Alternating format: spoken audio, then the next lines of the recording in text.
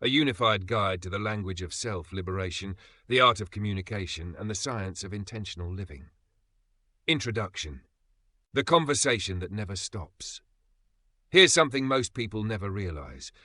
You're having the most important conversation of your life right now. It's not with your partner, not with your boss, not with that friend who keeps texting you. It's the conversation happening inside your own head. And here's the uncomfortable truth. That conversation is probably not going well. We talk to ourselves constantly while we're driving, while we're eating, while we're lying in bed at 2 a.m., wondering why we can't sleep. Studies suggest we have over 50,000 thoughts per day. That's 50,000 mini conversations with yourself. 50,000 opportunities to either build yourself up or tear yourself down. But here's what's fascinating and slightly terrifying about this situation. You believe almost everything you tell yourself. When your internal voice whispers, "I'm not good enough," you nod along like it's the evening news. When it says, "I'll never figure this out," you accept it as fact. When it mutters, "I'm too lazy, too stupid, too broken," you don't question it. You just agree. Now consider this. If a friend came to you and said half the things you say to yourself, you'd probably be horrified. You'd rush to defend them. You'd point out all the evidence that contradicts their negative self-assessment. You'd wrap them in warmth and remind them of their worth. So why don't you do that for yourself? What this book will teach you. This is a book about the architecture of your inner world. It's about understanding that the words you use, both the ones you speak aloud and the ones that echo silently through your mind, are not just descriptions of your reality. They are the very building blocks of it. We'll explore how your self-talk shapes everything. Your relationships, your career, your health, your happiness, your ability to get out of bed in the morning and face whatever the day brings. We'll look at the science behind why this happens. We'll examine the psychology of self-discipline and why it feels so damn hard sometimes. We'll learn practical tools for communicating with others and with yourself in ways that actually work. But more than anything, this is a book about freedom. Because when you understand how your thoughts create your experience, you suddenly have something most people never find. A choice. You are not your thoughts. You are the one who hears them. And that distinction? It changes everything. Previously in this book, in each section I'll briefly recap where we've been so you can see how all these ideas connect. Think of it as the previously on segment before your favorite show. We've just begun our journey together. I've introduced the central premise. The conversation in your head is the most important one you'll ever have, and most of us aren't very good at it. In the chapters ahead, we'll build a complete understanding of how to change that, from the inside out and the outside in. Part 1. The Inner Architecture. How your mind builds your world, word by word. Chapter 1. The Willingness Threshold, where everything begins. Chapter Summary. Before any change can happen, you must reach a state of genuine willingness. This isn't about positive thinking or forced optimism. It's about honestly answering one question. Am I willing? Your answer determines everything that follows. We'll explore why willingness is the foundation of all self-discipline, how to recognize when you're actually unwilling, and why that honesty can be just as powerful, and the subtle ways we sabotage ourselves by saying "I'll try" instead of making real commitments. Deep dive. Let me ask you something, and I want you to be completely honest. Are you willing? Not, do you want to? Not, would it be nice if? Not, are you trying to? Are you willing? Here's why this distinction matters more than you might think. We spend so much of our lives in a state of vague wishing. We wish we were thinner. We wish we had more money. We wish our relationships were better. We wish we could finally write that book, start that business, learn that language. But wishing is passive. It's what happens when you're lying on the couch scrolling through social media, seeing other people's highlight reels and thinking, "I wish that were me." Wishing costs nothing. It requires nothing of you. It's a fantasy you can indulge in without ever leaving your comfort zone. Willingness is different. Willingness is active. It's a state of readiness. When you're willing, you're not just dreaming about the destination. You're prepared to take the journey, even knowing it will be difficult, even knowing you might fail, even knowing there will be moments when you want to quit. The dictionary defines willingness as the quality or state of being prepared. Prepared, that's the key word. A willing person isn't someone who has all the answers or feels completely confident. A willing person is someone who has decided to begin. The question that changes everything. I want you to try something right now. Pick one area of your life where you feel stuck. It could be your health, your finances, your relationships, your career, anything that's been nagging at you. Got it? Good. Now ask yourself this question. Am I willing to change this? Don't skip past it. Don't immediately jump to but or what if or the problem is. Just sit with the question. Am I willing? If your honest answer is yes, then everything else we discuss in this book becomes possible. Not easy. I'm not going to lie to you and say this will be easy, but possible. Because willingness creates an opening. It's like cracking a door. The door might be heavy, it might creak, you might only get it open an inch. But once there's an opening, light can get in. If your honest answer is no, if you're actually unwilling to change that area of your life right now, that's valuable information too. Sometimes declaring your unwillingness is the most honest and powerful thing you can do. I am unwilling to give up my weekends to build a side business. I am unwilling to stop eating the foods I love to lose weight. I am unwilling to have the difficult conversation this relationship requires. Saying these things aloud might feel uncomfortable, but they're true. And when you're honest about your unwillingness, you can stop pretending. You can stop feeling guilty. You can stop beating yourself up for not making changes you were never actually committed to making. The trap of trying. Here's a word I want you to be very careful with. Try. I'll try to exercise more. I'll try to save money. I'll try to be more patient. Here's what try really means in most cases. I'm going to make a half-hearted effort, and when it doesn't work, I'll have an excuse ready. After all, I said I'd try. I never said I'd actually do it. Listen, I'm a Scottish guy. We don't have a lot of patience for nonsense, and trying without genuine willingness behind it is nonsense.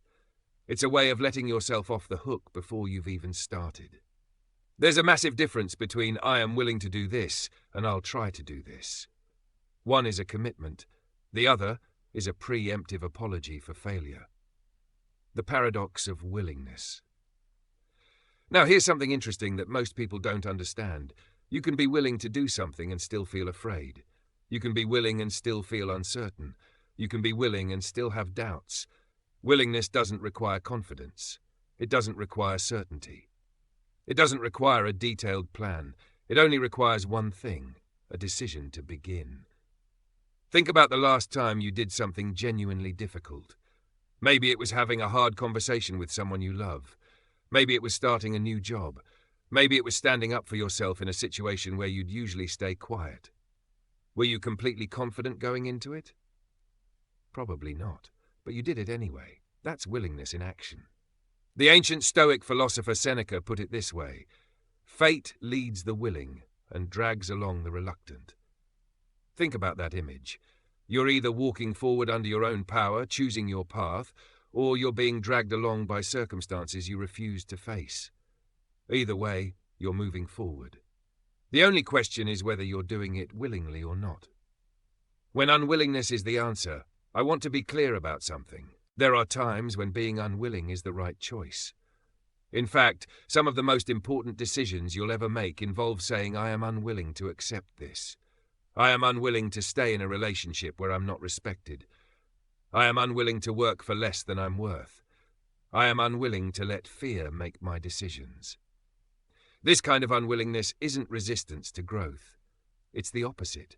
It's the refusal to stay stuck. It's drawing a line in the sand and saying this far and no further. Sometimes the most powerful thing you can say is, I am unwilling, because that statement contains within it the seed of change. It's a declaration that the current situation is no longer acceptable. It's the beginning of a new direction. The daily practice. Here's a practice I recommend. Every morning before you start your day, ask yourself one question. Just one. Am I willing? Willing to do what? That's up to you. Willing to do the work?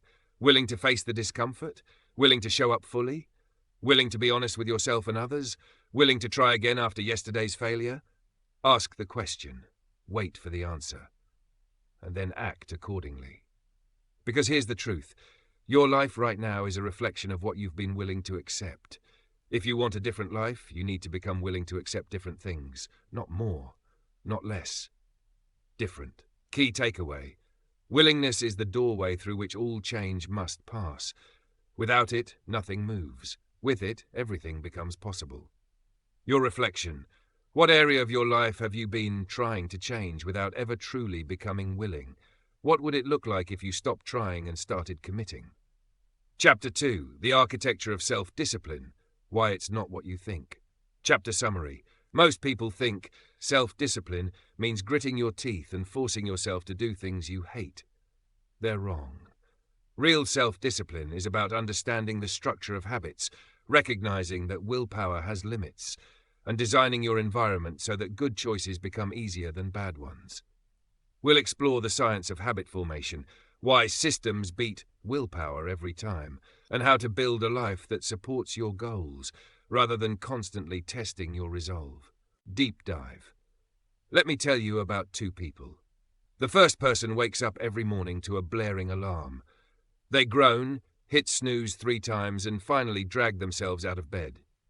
They spend the rest of the day fighting a series of battles, fighting the urge to skip breakfast for donuts, fighting the impulse to procrastinate at work, fighting the temptation to order takeout instead of cooking, fighting the desire to collapse on the couch instead of going to the gym. Every day is a war, and most days they lose at least a few of those battles. The second person also wakes up to an alarm, but they get up on the first ring. They eat a healthy breakfast without having to think about it. They're productive at work without a constant internal struggle. They exercise regularly, not because they're forcing themselves, but because it's just what they do. What's the difference between these two people? If you said willpower, you're wrong. The difference isn't that the second person has more self-control. It's that they've built a life that requires less of it. The big misunderstanding. Here's the thing about self-discipline that nobody tells you. It's not actually about being disciplined. At least, not in the way most people think. When we talk about self-discipline, most of us imagine a kind of internal drill sergeant. We picture ourselves white, knuckling through temptation, gritting our teeth, forcing ourselves to do the hard thing through sheer force of will. We imagine that disciplined people are simply stronger than everyone else, that they have some special reserve of willpower that the rest of us lack. This is a complete misunderstanding of how self-discipline actually works. Yes, there are moments when you need pure willpower, but those moments should be rare. If you're constantly relying on willpower to make good choices, you're setting yourself up for failure. Because willpower is a finite resource, it depletes over the course of a day. When you're tired, stressed, or hungry, your willpower reserves drop dramatically. The truly disciplined person isn't the one who can resist temptation through heroic effort. It's the one who has arranged their life so they don't have to. The hard way paradox. Here's something counterintuitive. Life is actually easier when you live it the hard way. No, really. Stay with me here. When you constantly choose the easy path, skipping workouts, eating whatever you want, avoiding difficult conversations, putting off important work, your life actually gets harder. Not immediately, but over time. The skipped workouts become weight gain and low energy. The poor eating habits become health problems. The avoided conversations become broken relationships. The procrastinated work becomes career stagnation. On the flip side, when you choose the hard path, exercising when you don't feel like it, eating well even when junk food is tempting, having the difficult conversation, doing the work when you'd rather relax, your life gets easier. The exercise gives you more energy. The good nutrition keeps you healthy. The honest conversations strengthen your relationships. The consistent work advances your career. This is what I call the hard way paradox. Short-term discomfort creates long-term ease. Short-term ease creates long-term discomfort. The person who understands this stops trying to avoid discomfort. They start seeking it out, not because they're masochistic, but because they understand the math. A little discomfort now saves a lot of pain later. The system approach. So if willpower isn't the answer, what is? Systems. A system is anything you put in place to make good choices automatic and bad choices difficult. It's the difference between relying on your willpower to avoid eating cookies and simply not having cookies in your house. Tim Ferriss, the author and entrepreneur, puts it bluntly: I value self-discipline, but creating systems that make it next to impossible to misbehave is more reliable than self-control. Think about that. Which is more reliable? Being strong enough to resist the temptation of cookies at 10 p.m. when you're tired and stressed, or simply not having cookies available? One requires heroic willpower at your weakest moment. The other requires one good decision made in advance. This is the system approach in a nutshell. Don't rely on being strong in the moment. Instead, use your strength to create an environment where you don't need to be. Some examples. If you want to stop checking your phone constantly, put it in another room while you work. Don't rely on willpower to resist checking it when it's right there on your desk. If you want to exercise in the morning, sleep in your workout clothes. Reduce the friction between you and the behavior you want. If you want to save money, set up automatic transfers to a savings account the day you get paid. Make the good choice happen without you having to choose it. If you want to eat better, meal prep on Sundays. Make the healthy choice the convenient choice. None of these require heroic willpower in the moment. They require one decision, made in advance, when your willpower reserves were full. Habits, the ultimate system. The most powerful system of all is habit. When something becomes a habit, it requires essentially no willpower to maintain. It just happens. You don't have to decide to brush your teeth every morning, you just do it. The decision has already been made, long ago. The behavior is automatic. This is the goal. Not to become a person with iron willpower, but to become a person whose desired behaviors have become habitual. Research suggests that it takes anywhere from 18 to 254 days to form a new habit, with 66 days being the average. The popular 21 days to form a habit myth?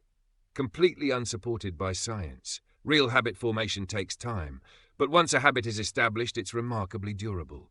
The key is consistency, not intensity. It's better to do something small every day than to do something huge occasionally. 5 minutes of exercise every day builds a stronger habit than an hour-long workout once a week.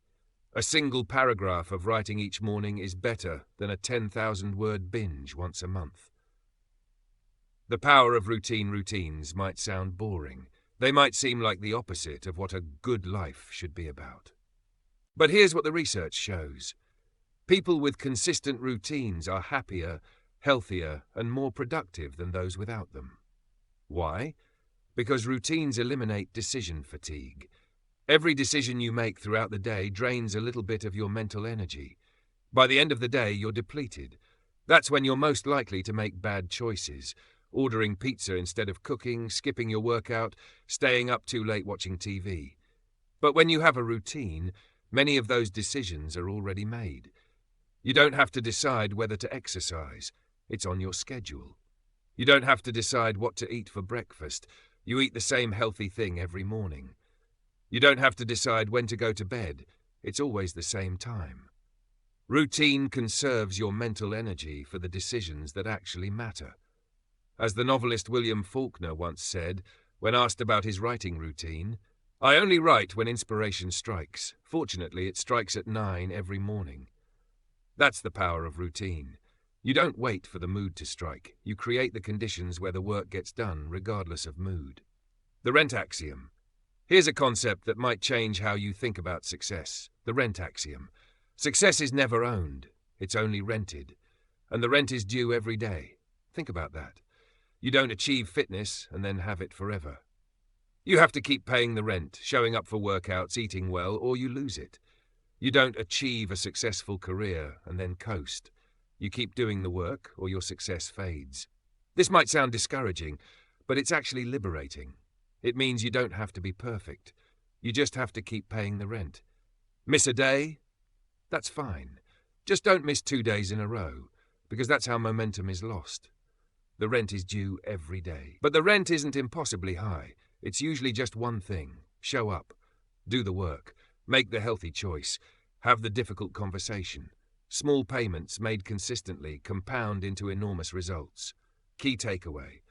Self-discipline isn't about being strong enough to resist temptation. It's about being smart enough to design an environment where you rarely face temptation in the first place. Your reflection. What's one system you could create today that would make a positive behavior easier and a negative behavior harder? What's stopping you from implementing it? Chapter 3. The wiring that wins. How your brain conspires to prove you right. Chapter summary. Your brain is not a neutral observer of your life. It's an active participant, constantly seeking evidence to confirm what you already believe about yourself. This is why people who believe they're failures keep failing, and why people who believe they're capable keep succeeding. We'll explore the neuroscience of self-fulfilling prophecies, how to identify the hidden beliefs that are running your life, and the practice of deliberately choosing what you want to believe, and then proving yourself right. Deep dive. Here's a wild idea. You're always winning. I know. It doesn't feel that way. It feels like you're losing. It feels like other people have it figured out while you're stumbling in the dark. It feels like you can't catch a break. But here's what I want you to consider. You're winning at the game you're actually playing. The problem is, you might not realize what game that is. Let me give you an example. Imagine a woman who has been in a series of failed relationships. Every time the same pattern. Things start out wonderfully, then slowly disintegrate into arguments and disappointment. She starts to believe something about herself. I'm not worthy of love, or I always push people away, or relationships never work out for me. Now here's the crucial part.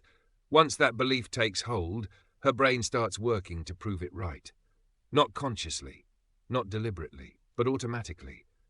Her brain, like all human brains, is wired to seek consistency. It wants her beliefs and her experiences to match. So when she enters a new relationship, her brain is already looking for evidence that it won't work. She becomes hypersensitive to signs of trouble. She interprets ambiguous situations negatively, and eventually, surprise, the relationship ends. Was this inevitable? Only because she believed it was. Her brain did exactly what brains do. It proved her right. This is what I mean when I say you're always winning. You're winning at proving your beliefs true. The subconscious, as architect scientists, estimate that about 95% of our daily behavior is controlled by our subconscious mind. Think about that.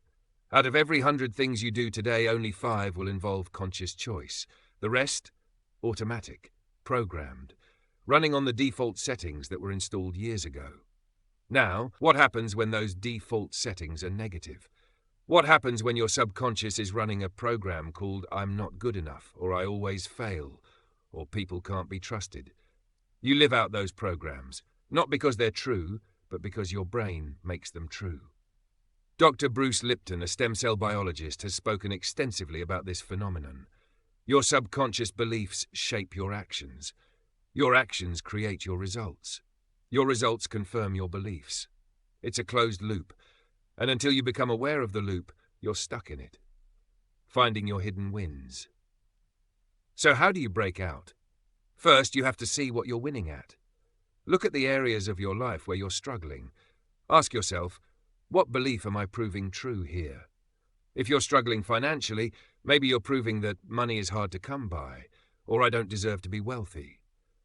If you're struggling with your weight, maybe you're proving that I can't lose weight, or I'm destined to be overweight. Be honest with yourself. What are the recurring stories in your life? What patterns keep showing up? Those aren't random. Those are your hidden wins. Here's the somewhat uncomfortable truth. On some level, you've chosen these beliefs. Not because you enjoy suffering, but because at some point those beliefs served a purpose. Maybe believing I'm not good enough protected you from the risk of trying and failing. Maybe believing people can't be trusted kept you safe after you were hurt. But those beliefs have outlived their usefulness. They're no longer protecting you. They're imprisoning you. The new game plan. Once you see what you've been winning at, you have a choice. You can choose a different game. Instead of winning at I'm not worthy of love, you can decide to win at I am capable of building healthy relationships. Instead of winning at I can't save money, you can decide to win at I am becoming financially secure. And here's the beautiful part. Your brain will work just as hard to prove this new belief as it did to prove the old one. Prove the old one. Because that's what brains do.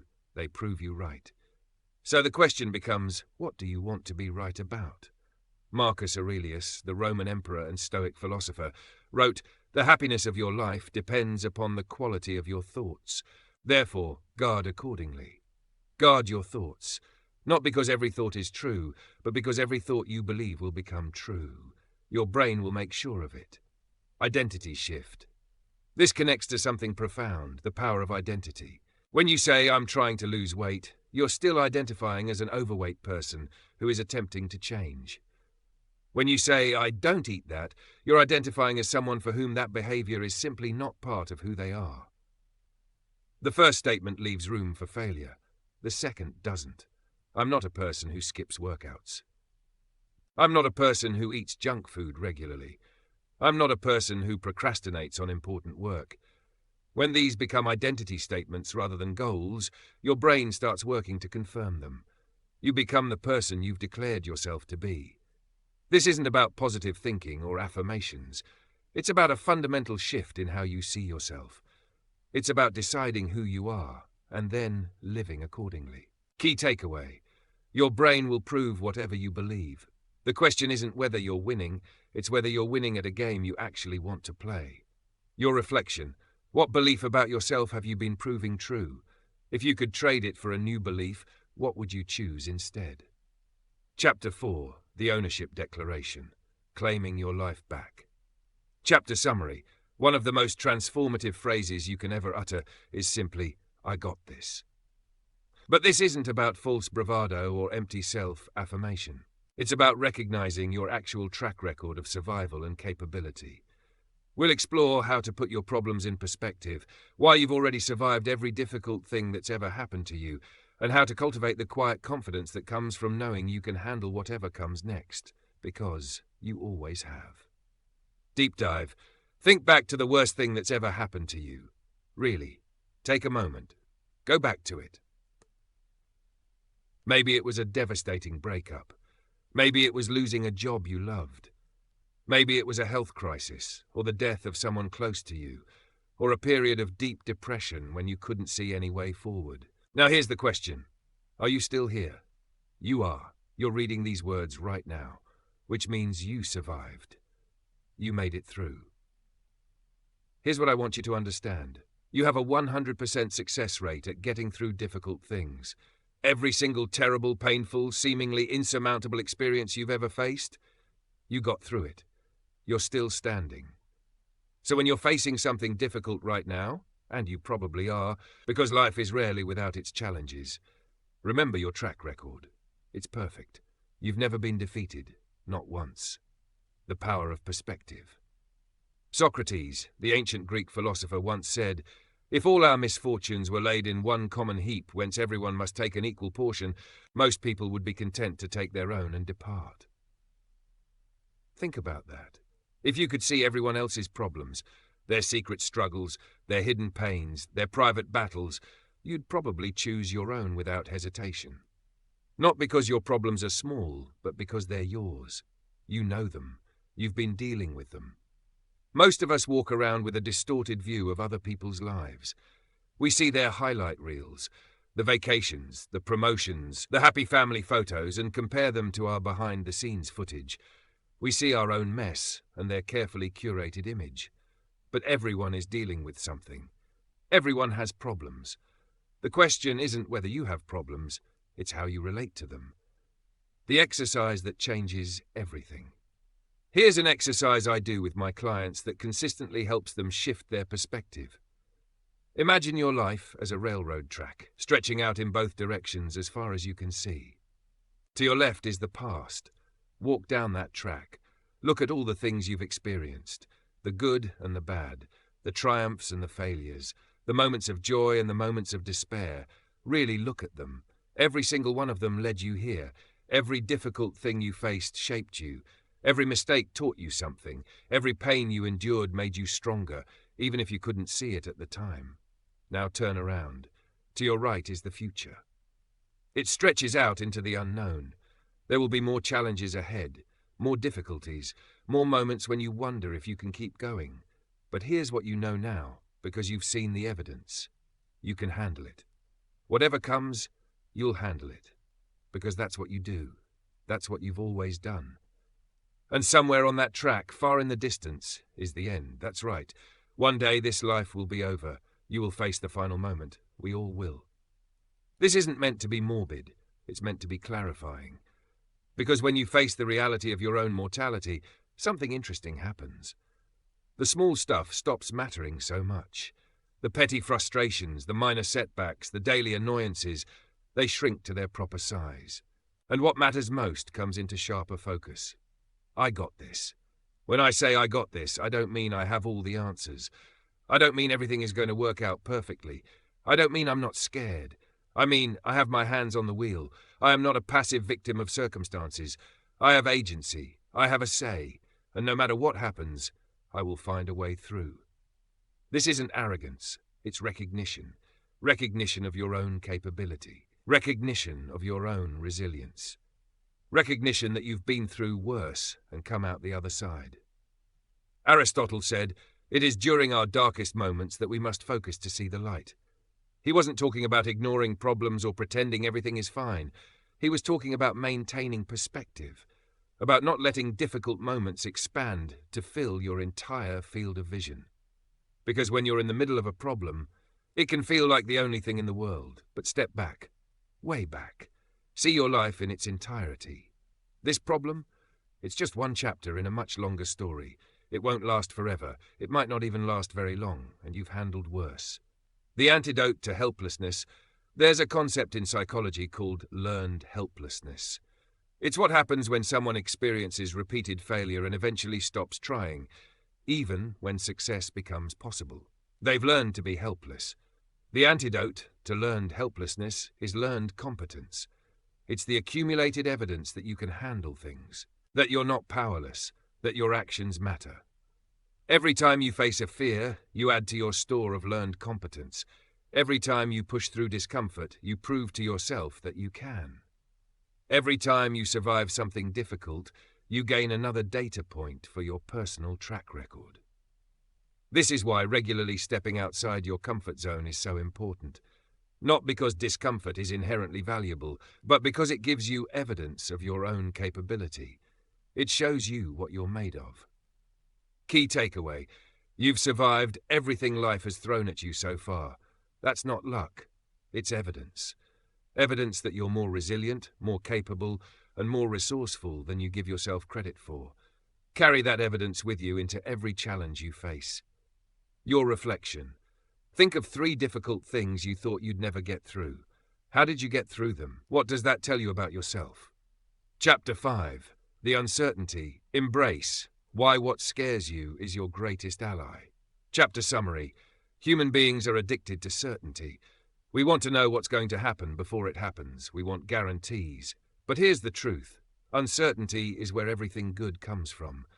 Every great love story, every successful business, every meaningful achievement began with someone stepping into the unknown. We'll explore why we fear uncertainty, how that fear keeps us small, and how to retrain yourself to see the unknown not as a threat, but as the doorway to everything you want. Deep dive. Let me tell you something you already know, but probably try not to think about. Nothing is certain. Not your job, not your relationship, not your health, not your next breath. I know that sounds dark. Stick with me. We spend an enormous amount of energy trying to create certainty in our lives. We want to know what's going to happen tomorrow, next week, next year. We make plans. We buy insurance. We seek out routines and patterns and anything that makes the world feel predictable. The ancient Stoics called this the desire for safety. And they argued that it's one of the greatest obstacles to a well-lived life. As the historian Tacitus wrote, the desire for safety stands against every great and noble enterprise. Translation: if you want to do something meaningful with your life, you're going to have to get comfortable with being uncomfortable. You're going to have to make peace with uncertainty. The addiction we don't admit. Here's what I've noticed about people, including myself. We're addicted to prediction. Will it rain tomorrow? How will my investments perform? Does this person like me? What should I expect from this meeting?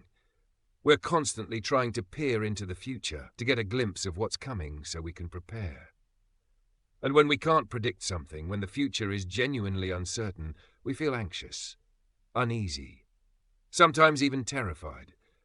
But here's the thing. When you really look at it, most of the things you're afraid of never actually happen. The catastrophic scenarios your brain conjures up almost never come to pass. And the things that do happen, the actual challenges you face, they're rarely as bad as you imagined they'd be. Mark Twain once said, "I've had a lot of worries in my life, most of which never happened." We suffer more in our imagination than we do in reality. The anticipation of pain is often worse than the pain itself. Where everything good comes from now, here's the crucial insight. Uncertainty isn't just something to tolerate, it's something to embrace. Because uncertainty is where everything good in your life came from. Think about it. Every relationship you've ever had began with uncertainty. You didn't know if the other person liked you back. You didn't know if it would work out. You took a risk. Every career opportunity began with uncertainty. You didn't know if you'd get the job or succeed in the role. You took a risk. Every meaningful achievement began with uncertainty. Every time you've grown as a person, it was because you stepped into the unknown. Uncertainty is the soil in which growth happens. If you try to eliminate uncertainty from your life, you also eliminate the possibility of anything new, anything better, anything different. Theodore Roosevelt put it bluntly, "In any moment of decision, the best thing you can do is the right thing, the next best thing is the wrong thing, and the worst thing you can do is nothing." Nothing.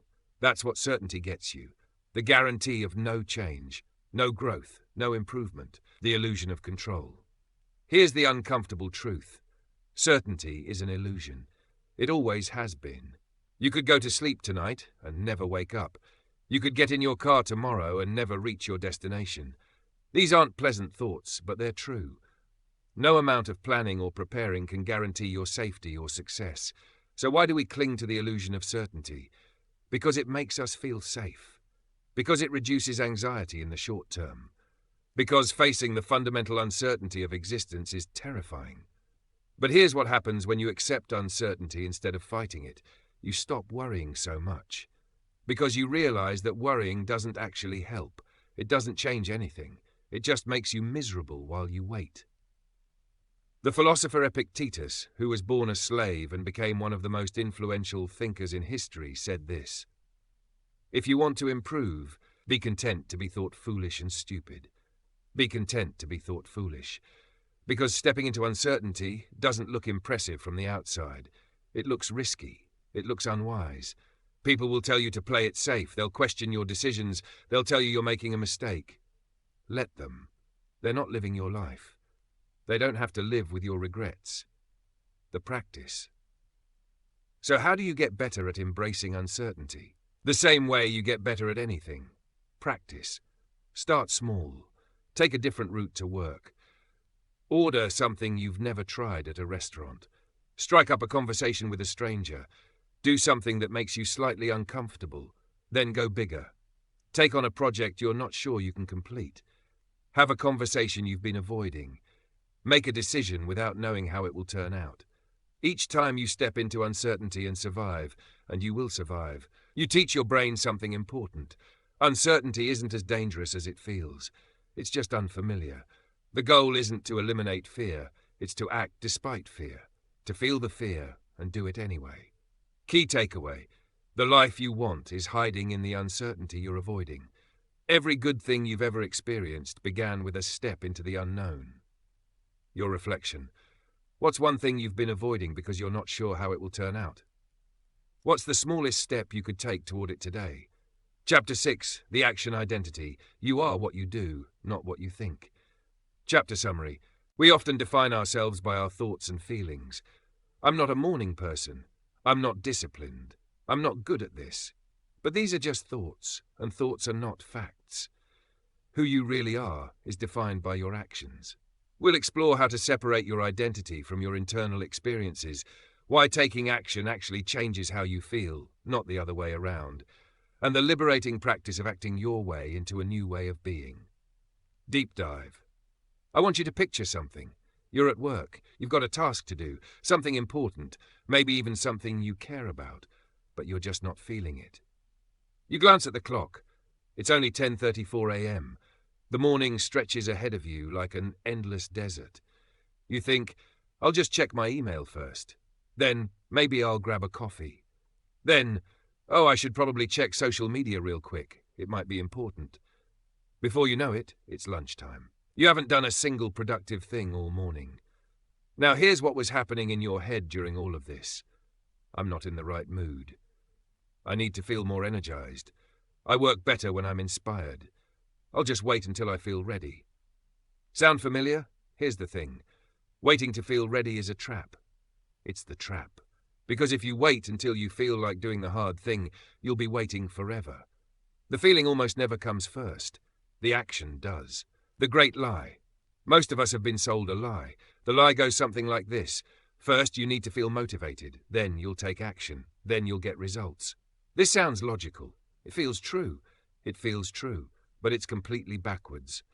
In reality, it works like this. First, you take action, even when you don't feel like it. Then you start to feel motivated. Then you get results. The action comes first. The feeling follows. Think about the last time you really didn't want to exercise. Maybe you were tired. Maybe you were stressed. Maybe you had a million other things to do. But you dragged yourself to the gym anyway. And what happened? 10 minutes in, you started to feel better. By the end, you were glad you went. The action created the feeling. Not the other way around. Aristotle understood this 2,000 years ago. He wrote, "We become just by performing just actions, temperate by performing temperate actions, brave by performing brave actions."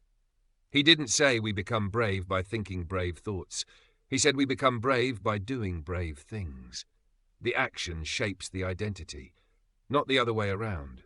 You are not your thoughts. This is one of the most liberating realizations you can have. You are not your thoughts. Your thoughts are just thoughts. They're mental events. They come and go like clouds in the sky. Some are helpful. Most are just noise. Many are completely irrational. But here's what happens. We identify with our thoughts. We believe them. When a thought pops up that says, "I'm a failure," we don't question it. We accept it as truth. When a thought says, "I can't do this," we agree with it. When a thought says, "I'll start tomorrow," we nod along. What if you stopped doing that? What if, instead of believing every thought that crossed your mind, you observed them? What if you said to yourself, "Oh, there's that thought again. Interesting. I don't have to act on it." Because here's the secret. You can have the thought, "I don't want to do this," and still do it. You can have the thought, "I'm scared," and still take action. You can have the thought, "I might fail," and still try. The thought doesn't control you unless you let it. The professional mindset. There are amateurs and there are professionals. The difference isn't talent. It's not even hard work, exactly. The difference is that professionals show up regardless of how they feel. An amateur writer waits for inspiration. A professional writer sits down and writes every day, whether they feel inspired or not. An amateur athlete trains when they're motivated. A professional athlete trains according to their schedule, whether they feel like it or not. An amateur relies on feelings. A professional relies on systems and commitments. As the author Philip Pullman once said, amateurs think that if they were inspired all the time, they could be professionals. Professionals know that if they relied on inspiration, they'd be amateurs. This is the mindset shift that changes everything. Stop asking yourself how you feel. Start asking yourself what you committed to do, and then do it. Regardless. Not because it's easy, not because you want to, because that's who you are now. The doing identity loop. Here's where it gets really interesting. When you consistently take action, even when you don't feel like it, something starts to shift in your identity. At first, you're someone who's trying to exercise more. But after a while, you become someone who exercises. It's just part of who you are now. At first, you're someone who's trying to write a book. But after months of daily writing, you become a writer. It's not something you do anymore. It's something you are. The actions create the identity. The identity then makes the actions easier. It's a virtuous cycle, but it only starts when you stop waiting and start doing. Key takeaway: you are not your thoughts. You are not your feelings. You are what you do. And you can choose what you do at any moment, regardless of what's happening inside your head. Your reflection. What's one thing you've been waiting to feel ready for? What would happen if you took one small action on it today, even though you don't feel ready? Chapter 7. The Relentless Practice. Why Showing Up Beats Talent Every Time. Chapter Summary. Talent is overrated. Persistence is underrated. The people who achieve extraordinary things aren't necessarily the smartest or most gifted. They're the ones who kept going when everyone else quit. We'll explore the psychology of relentlessness, why obstacles are actually filters that separate the committed from the merely curious, and how to cultivate the kind of stubborn persistence that eventually wears down any barrier. Deep Dive. Calvin Coolidge, the 30th President of the United States, once wrote something that has been quoted so many times it's almost become cliché. But like many clichés, it's cliché because it's true. Nothing in the world can take the place of persistence. Talent will not. Nothing is more common than unsuccessful men with talent. Genius will not. Unrewarded genius is almost a proverb. Education will not. The world is full of educated derelicts. Persistence and determination are omnipotent. Read that again. Nothing is more common than unsuccessful, talented people. Think about that. How many talented people do you know who never did anything with their talent? How many smart people do you know who are stuck in jobs they hate? How many gifted artists, writers, musicians do you know who never finished anything? Talent is common. Persistence is rare. What obstacles are really for? Here's a perspective shift that might help you the next time you hit a wall. Randy Porch, the professor who gave the famous last lecture before dying of pancreatic cancer at age 47, said this: "The brick walls are there for a reason. They're not there to keep us out. The brick walls are there to give us a chance to show how badly we want something. The obstacles in your path aren't there to stop you. They're there to stop the people who don't want it badly enough." Every time you push through a difficulty, you separate yourself from the crowd. Every time you keep going when you could quit, you move ahead of everyone who did quit. Obstacles are filters. They sort the committed from the curious. The people who really want it from the people who just thought it might be nice. The nature of relentlessness. Relentlessness isn't about charging forward at full speed all the time. It's not about ignoring your limits or pretending you're not tired. Relentlessness is about forward movement. Any forward movement. Even when it's slow, even when it's painful, even when you can't see the finish line. Sometimes relentlessness looks like a marathon runner, maintaining a steady pace for hours. Sometimes it looks like someone crawling on their hands and knees, unable to stand but refusing to stop. Both are relentless, both keep moving forward. The key is this: when you feel like you can't go on, when every part of you is screaming to quit, you can usually go a little further. Not a lot, just a little. One more step, one more minute, one more attempt, and often that little bit is all it takes. The breakthrough you've been waiting for is just on the other side of the point where you wanted to give up. The only thing you control. Here's something I've learned from rock climbing that applies to everything in life. When you're on a difficult climb, there are moments when you're absolutely certain you're going to fall. Your forearms are burning. Your grip is failing. Every instinct tells you to let go. But here's the thing. You can usually do one more move.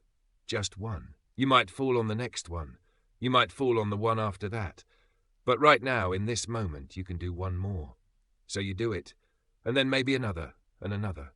And before you know it, you've climbed through the crux, the hardest part of the route. You didn't think you could do it, but you did. One move at a time. Life works the same way. You don't have to solve the whole problem at once. You don't have to see the entire path. You just have to do the next right thing. And then the next. And then the next. The 10,000-hour myth. You've probably heard that it takes 10,000 hours of practice to become an expert at something. This idea, popularized by Malcolm Gladwell, is based on research by Anders Ericsson. But here's what most people miss. It's not just 10,000 hours of practice, it's 10,000 hours of deliberate practice. Practice that pushes you beyond your comfort zone. Practice that forces you to work on your weaknesses. Practice that's often frustrating and uncomfortable. Anyone can practice the things they're already good at. That's easy. That's fun. But deliberate practice means working on the hard stuff, the stuff you're bad at, the stuff you avoid. And that's exactly what most people won't do. Key takeaway: talent is common. Persistence is rare. The people who achieve extraordinary things are the ones who kept going when everyone else had already quit. Your reflection. Think of a time when you wanted to give up but didn't. What kept you going? How can you apply that same persistence to your current challenges? Chapter 8. The Expectation Emptiness. Why letting go is how you win. Chapter summary. One of the greatest sources of human suffering is the gap between what we expected and what actually happened. We create elaborate mental pictures of how things should be, and then we suffer when reality doesn't match. The solution isn't to lower your expectations, it's to release them entirely. We'll explore the counterintuitive freedom that comes from expecting nothing and accepting everything, and how this mindset actually makes you more effective, not less. Deep dive. Here's a radical proposition. Most of your suffering comes from a single source. It's not your circumstances, it's not other people, it's not bad luck or the universe conspiring against you. It's your expectations. Think about the last time you were really upset. Angry, disappointed, frustrated. Now dig beneath that feeling. What did you expect that didn't happen? What did you think should have been different? Somebody didn't treat you the way you expected to be treated. Something didn't go the way you expected it to go. Life didn't deliver what you thought it should deliver. And in that gap, between what you expected and what actually happened, your suffering was born. The hidden architecture of disappointment. Here's the tricky part. Most of our expectations are unconscious. We don't walk around thinking, I expect my partner to always be in a good mood, or I expect traffic to be light. But when our partner is grumpy or traffic is terrible, we feel upset. The expectation was there. We just didn't see it. This is why identifying your hidden expectations is so powerful. Once you see them, you can question them. Once you question them, you can release them. Try this exercise. Pick an area of your life where you're currently frustrated. Write down how you expected things to go. Be honest. Write down how they actually went. Now look at the gap between the two. That gap, that's where your suffering lives. The counterintuitive solution. So what's the answer? Should you lower your expectations? Expect the worst so you're never disappointed? No, that doesn't work either. Because you're still attached to expectations, just negative ones. You're still creating a mental picture of how things should be and measuring reality against it. The real solution is more radical. Stop expecting altogether. I know that sounds defeatist. It sounds like giving up. But hear me out. Expect nothing and accept everything doesn't mean you stop having goals. It doesn't mean you become passive or indifferent. It means you release your attachment to specific outcomes. You do your best. You work toward what you want, but you don't demand that reality conform to your expectations. Because here's the thing, reality doesn't care about your expectations. It is what it is. Your expectations don't change reality. They just determine how much you suffer in response to it. The Stoic wisdom. The Stoic philosophers were masters of this mindset. Epictetus, who was born a slave and later became one of the most influential teachers in Rome, wrote, "Don't seek to have events happen as you wish, but wish them to happen as they do happen, and all will be well with you." This isn't passivity, it's radical acceptance. It's the recognition that fighting reality is a losing battle. You can't change what's already happened. You can only change how you respond to it. When you stop expecting things to be a certain way, something magical happens. You start appreciating them for what they actually are. You stop measuring your life against an imaginary ideal and start experiencing it directly. The freedom of non-attachment. There's a famous Zen saying, "Before enlightenment, chop wood and carry water. After enlightenment, chop wood and carry water." The activities don't change. What changes is your relationship to them. You stop expecting them to be different. You stop wishing you were doing something else. You just do what's in front of you, fully and completely. This is what I expect nothing and accept everything really means. It's not about giving up. It's about showing up fully for whatever life presents you with, without the constant mental commentary about how things should be different. Key takeaway. Your expectations are the primary source of your suffering. When you release them, you don't lose anything real. You only lose the gap between what you wanted and what is. And in that gap, you'll find peace. Your reflection. What expectation are you currently holding that's causing you pain? What would happen if you simply released it? Part 2. The outer expression, how your words shape your world and your relationships. Chapter 9. The communication triangle, the three elements that make or break every relationship. Chapter summary. Every human interaction rests on three pillars: affinity, how much you like someone; reality, what you agree on; and communication, the exchange itself. These three elements form a triangle. Change one, and the others shift. Understanding this triangle gives you a practical tool for improving any relationship, from your marriage to your workplace dynamics. We'll explore how affinity, reality, and communication work together, why communication is the most powerful of the three, and specific techniques for getting through to difficult people. Deep dive. Let me give you a framework that will change how you think about every relationship in your life. Picture a triangle. At each corner, there's a word. At the top, affinity. At the bottom left, reality. At the bottom right, communication. Affinity is how you feel about someone. It's the emotional tone: love, like, neutrality, dislike, hatred. Reality is what you agree on, what you both accept as true. Communication is the exchange of ideas, feelings, information. Here's the key insight. These three are interconnected. You can't change one without affecting the others. If you want to improve your affinity with someone, improve your communication. If you want to establish more shared reality, communicate better. If you want better communication, find some common ground to agree on, or find something to genuinely like about the person. The triangle is the master key to human relationships. Why communication is king. Of the three corners, communication is the most powerful. Why?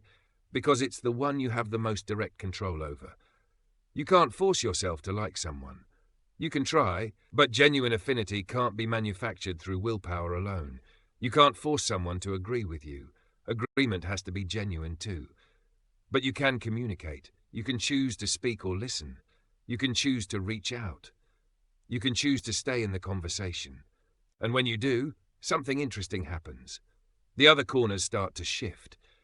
When you communicate well with someone, you often start to like them more. You often find more common ground. The triangle works its magic. The descent into conflict. Here's what happens when a relationship breaks down, viewed through the lens of the triangle. At the top of the scale, you have high affinity, love, enthusiasm, high agreement. You see things similarly, and easy, flowing communication.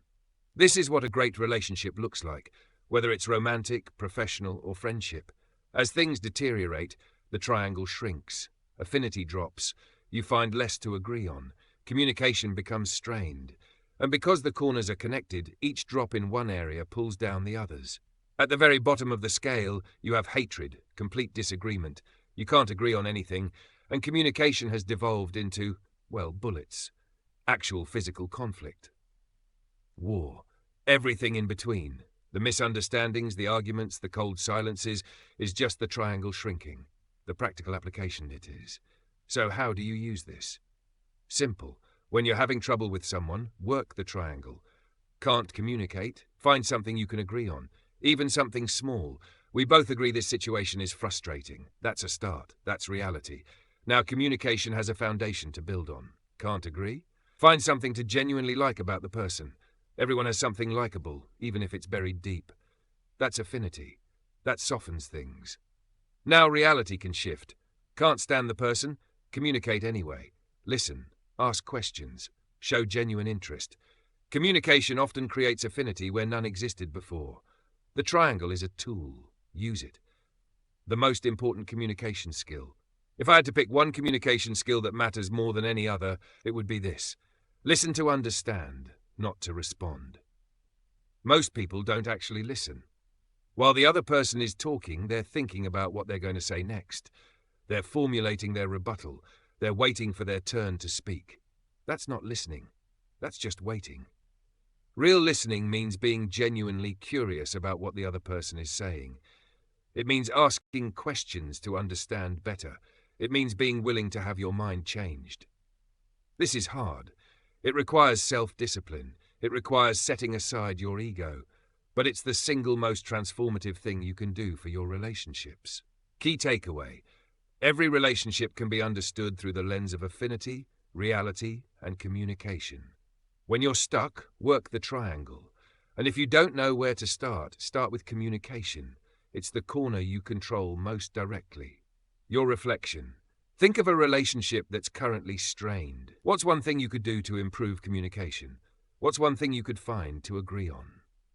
Chapter 10. The Art of Asking, Refusing and Responding. The Lost Art of Graceful Communication. Chapter Summary. In a world of text messages and emojis, the art of thoughtful written communication has nearly disappeared.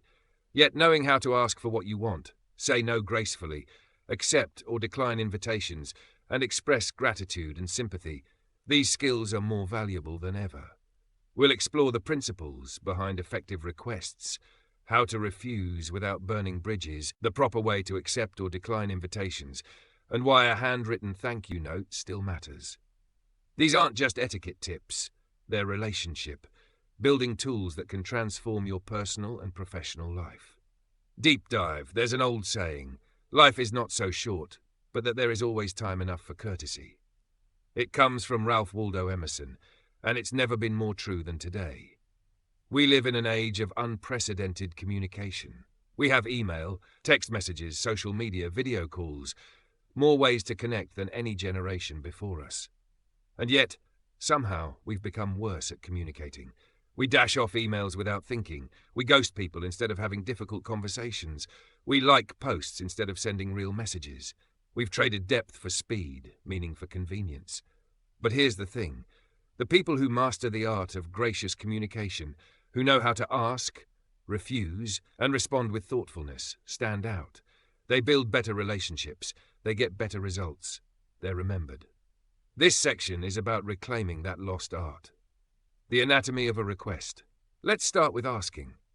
Whether you're requesting a favor, information, a meeting, or help, there are principles that make your request more likely to succeed. First, be specific. I need help is vague and unhelpful. Could you spend 15 minutes reviewing this document and giving me feedback by Friday? Is specific. The more specific you are, the easier you make it for the other person to say yes. Second, explain why. Not with a long story, but with enough context that the person understands the importance of what you're asking. I'm preparing for a presentation next week, and your expertise would really help me avoid embarrassing mistakes. Third, make it easy to say no. This sounds counterintuitive, but it's crucial. When people feel pressured, they resist. When they feel free to decline, they're actually more likely to say yes. I completely understand if you're too busy. Please don't feel obligated. This gives them an out, which paradoxically makes them more willing to help. Fourth, express appreciation in advance. Thank you for considering this, or I really appreciate your time and attention. This isn't presumptuous, it's gracious. The graceful refusal, saying no, is an art. Most people either avoid it entirely, leading to resentment and broken commitments, or do it badly, damaging relationships. The key to a graceful refusal is to be clear, kind, and brief. Clear means there's no ambiguity. I'm not able to do this is better than I'll try, or maybe, or we'll see. Ambiguity just prolongs the discomfort and leads to misunderstandings. Kind means you express appreciation for being asked. Thank you for thinking of me, or I'm honored you'd ask. Even though you're saying no, you can acknowledge the thought behind the request. Brief means you don't over-explain. Long explanations sound like excuses and invite negotiation. A simple, I'm not able to take this on right now, is sufficient. And here's a framework that makes refusal easier. Give your reason before your refusal. Instead of I can't come to your party because I have another commitment, say I have another commitment that evening, so unfortunately I won't be able to make it. The reason cushioning the refusal makes it land more softly. The art of acceptance. Saying yes might seem simple, but there's a difference between a grudging acceptance and an enthusiastic one. When you accept an invitation or agree to a request, do it wholeheartedly. I'd love to, or I'm delighted to accept, or thank you for asking, I'm happy to help. Your enthusiasm, or lack thereof, comes through in your words. Also, always confirm the details. I'll see you Friday at 7 p.m. at the restaurant. This prevents misunderstandings and shows you're paying attention. If you need to decline but wish you could accept, say so. I'm so sorry I can't make it. I would have loved to be there. This softens the refusal and preserves goodwill. The power of thank you. In an age of instant messaging, the handwritten thank you note has become a secret weapon. Think about it. When was the last time you received a handwritten note in the mail? Not a birthday card with a signature, but an actual letter expressing genuine gratitude.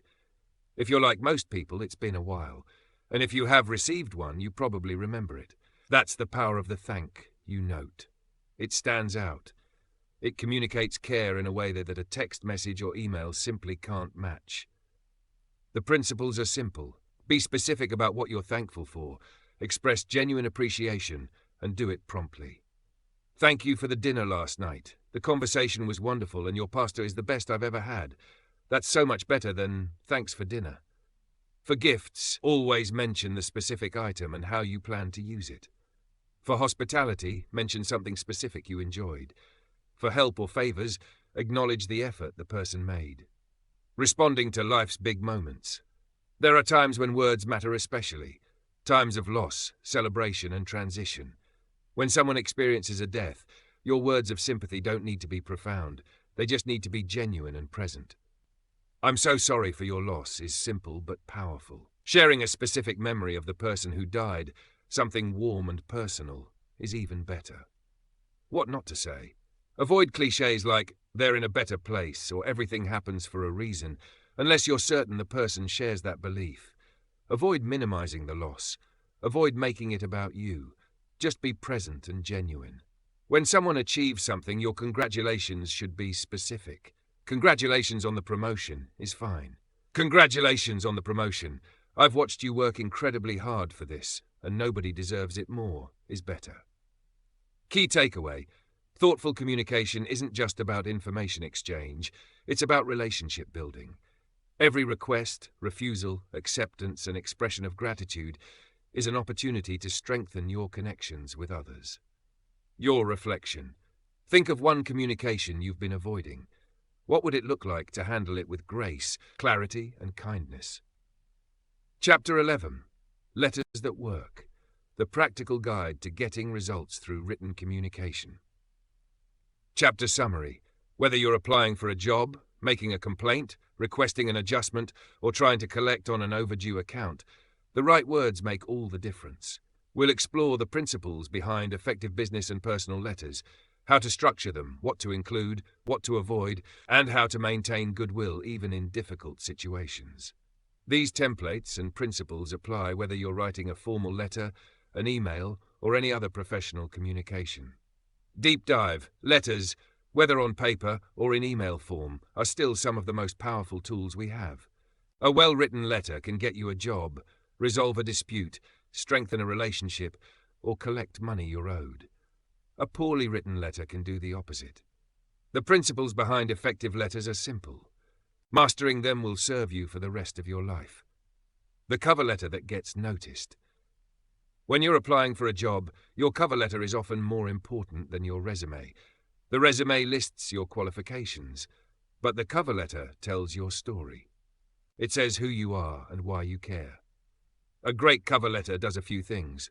First, it addresses a specific person. To whom it may concern is a white flag of laziness.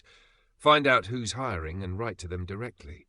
Second, it shows you've done your homework. Mention something specific about the company that excites you. This demonstrates genuine interest, not mass mailing. Third, it connects your skills to their needs. Don't just list your accomplishments. Explain how those accomplishments will help them. My experience managing social media campaigns increased engagement by 40% at my last job, and I'd love to bring that same approach to your team. Fourth, it asks for what you want. I'd love to discuss this position further, or I'll follow up next week to see if we can schedule a time to talk. Keep it to one page. Be professional but warm, and proofread everything twice. Typos in a cover letter suggest you don't pay attention to detail. The complaint that gets results. When something goes wrong, a product is defective, a service is poor, a bill is incorrect, A well-written complaint letter is your best tool. The key principles: be specific. Include dates, order numbers, names of people you spoke with. The more specific you are, the harder you are to ignore. Be reasonable. Assume the problem was a mistake, not malice. I'm sure this was an oversight, but goes much further than your company is incompetent and. Be clear about what you want. Do you want a refund, a replacement, an apology? Say so. Keep copies of everything. If you need to escalate, you'll want documentation. And here's a secret. The most effective complaint letters assume the best of the recipient.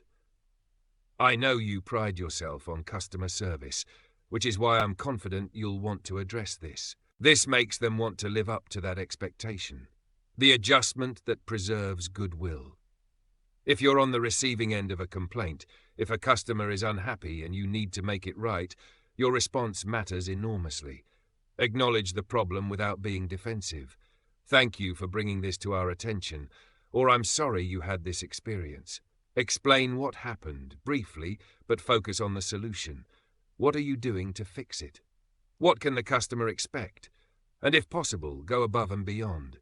A refund plus a small gift or discount on future purchases can turn an unhappy customer into a loyal one. Remember, keeping an existing customer is far cheaper than finding a new one. A complaint is an opportunity to strengthen a relationship, not just a problem to solve. The difficult no. Sometimes you have to refuse a request, denying a claim, turning down an applicant, saying no to a proposal. The principles: be gracious, be clear, and be brief. Thank the person for their interest or their application. Acknowledge the effort they put in. Then state your decision clearly. Don't leave room for false hope. If appropriate, offer an alternative. We don't have a position that matches your qualifications right now, but I'd encourage you to apply again in the future. End on a positive note. I wish you the best in your search, or thank you for thinking of us. The art of the follow-up. One of the most underused tools in business and personal communication is the follow-up. Someone hasn't responded to your email? Follow up. You had a meeting and want to confirm what was discussed? Follow up. You interviewed for a job and haven't heard back? Follow up. A good follow-up is brief, gracious, and specific. I wanted to check in on the proposal I sent last week. I know you're busy, but I'd love to know if you have any questions. Or, thank you again for meeting with me yesterday. I wanted to confirm that I'll send the materials by Friday as we discussed. Follow-ups show you're reliable, interested, and professional. They keep things moving, and they separate you from the vast majority of people who simply wait and hope. Key takeaway: good writing isn't about fancy vocabulary or complex sentences. It's about clarity, respect for the reader's time, and genuine human connection. Master these principles, and every letter or email you write will work harder for you. Your reflection. Think of a letter or email you need to write. What's one thing you can do to make it clearer, warmer, or more effective? Chapter 12. The Delicate Conversations. Navigating Sensitive Topics with Grace. Chapter Summary. Some conversations are inherently difficult.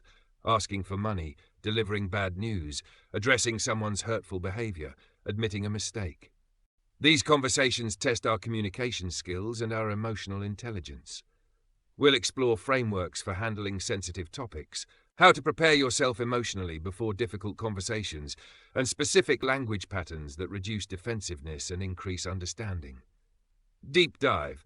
There are conversations most of us would rather avoid: telling someone you can't lend them money, addressing a friend's drinking, admitting you made a mistake that hurt someone, asking for a raise, ending a relationship, delivering bad news.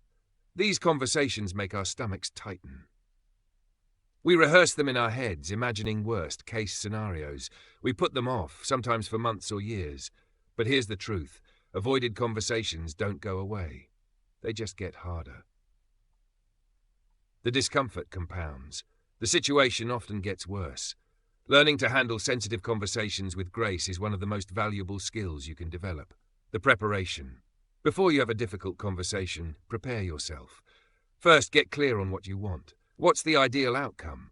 What's the minimum acceptable outcome? What are you hoping to achieve? Second, examine your own contribution. Is there anything you did that contributed to the situation? Being honest about this, at least to yourself, will help you approach the conversation with humility rather than self-righteousness. Third, anticipate the other person's perspective. What might they be feeling? What might their concerns be? How would you feel in their position? This preparation doesn't just make the conversation go better, it also reduces your anxiety. When you're clear on what you want to say and have considered the other person's perspective, the conversation feels less threatening. The opening, how you begin a difficult conversation, sets the tone for everything that follows. Start by acknowledging that the conversation is difficult. This is hard for me to say, or I've been putting off this conversation because I'm not sure how to say it. This honesty disarms people. It shows you're not attacking them, you're struggling with how to communicate something important. Then state the issue directly but kindly. No hinting, no hoping they'll guess what you mean. I need to talk to you about something that's been bothering me, or I have some difficult news to share. Use I statements rather than you statements. I feel frustrated when, rather than you always. I'm concerned about rather than you need to. You statements feel accusatory. I statements express your experience. The difference is enormous, the middle tug. Once you've stated the issue, listen. Really listen. Ask questions. How does this sound to you? What are your thoughts? Is there something I'm not seeing? Don't interrupt. Don't formulate your rebuttal while they're speaking. Just listen. If they become defensive, don't escalate. I can see this is hard to hear. I want you to know that's not my intention. I'm bringing this up because I care about our relationship and want to work through it. Stay focused on the issue. Don't bring up past grievances. Don't make it personal. Stick to the specific situation you came to discuss.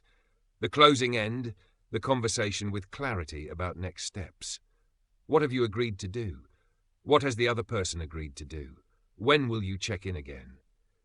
If the conversation didn't go well, if you didn't reach resolution, acknowledge that too. I know we haven't resolved this yet, but I appreciate you talking with me. Let's both take some time to think and talk again next week. And always express appreciation for their willingness to engage. Difficult conversations are hard on both sides. Acknowledging their effort goes a long way. Special situations. Some sensitive conversations require extra care. When asking for money, whether it's a loan from a friend or a raise from an employer, be direct and specific. How much? For what? By when? And make it clear that you understand if the answer is no. When delivering bad news, don't bury it in cushioning language. State it clearly, then give the person space to react. Don't try to rush them through their emotions. When addressing someone's hurtful behavior, focus on the behavior, not the person. What you said at the meeting was hurtful, rather than you're a hurtful person. When admitting a mistake, do it fully. No half apologies. No, I'm sorry if you were offended. A genuine apology acknowledges the specific harm done and expresses real regret. Key takeaway.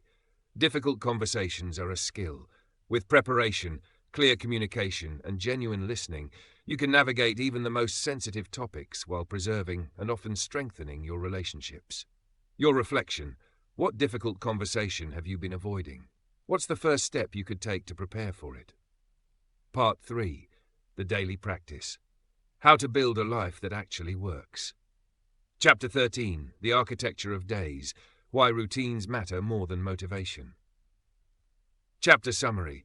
The most successful people in history had one thing in common other than talent. They followed consistent routines. Routines aren't prisons. They're the infrastructure that makes freedom possible. We'll explore the psychology of daily practice, why motivation is unreliable but routine is not, and how to design your days so that your most important work gets done regardless of how you feel. Deep dive. If you study the lives of history's most productive people, artists, scientists, writers, entrepreneurs, you'll notice something striking. They almost all had routines. Charles Darwin took the same walk on the same path at the same time every day. Beethoven counted out exactly 60 coffee beans for his morning brew. Maya Angelou rented a hotel room and wrote there every morning from 7 a.m. to 2 p.m. Immanuel Kant took his daily walk so punctually that his neighbors set their clocks by him. These weren't eccentricities. They were the infrastructure that made their work possible. The myth of motivation. We live in a culture that worships motivation. We wait to feel inspired before we act. We think that successful people are driven by some internal fire that we lack. This is a myth. Motivation is wonderful when it shows up. It's like a visit from an old friend who brings energy and enthusiasm. But motivation is unreliable. It comes and goes according to its own schedule. You can't count on it. Routine is different. Routine doesn't require you to feel anything. It just requires you to follow the plan. When you have a routine, you don't need to decide whether to exercise. It's on the calendar. You don't need to psych yourself up to write. It's just what you do at this time. The decision has already been made. All that's left is execution. The morning advantage. Most high performers do their most important work in the morning. Not all. There are night owls who do brilliant work at 2 a.m., but most. Why? Because mornings are when your willpower is highest. You haven't yet been depleted by the 1,000 small decisions of the day. Your mind is fresh. The world hasn't started making demands on you. More importantly, mornings are when you have the most control. Nobody is calling you at 6 a.m. No meetings are scheduled. The distractions haven't begun. Arnold Schwarzenegger said, "I learned the advantage of training early, before the day starts, when there are no other responsibilities and nobody else is asking anything of you." Whatever your most important work is, writing, exercising, strategic thinking, creative practice, do it early. Protect that time. Treat it as sacred. The power of daily practice. Here's a simple truth. Small actions, repeated daily, compound into enormous results. Write 500 words a day.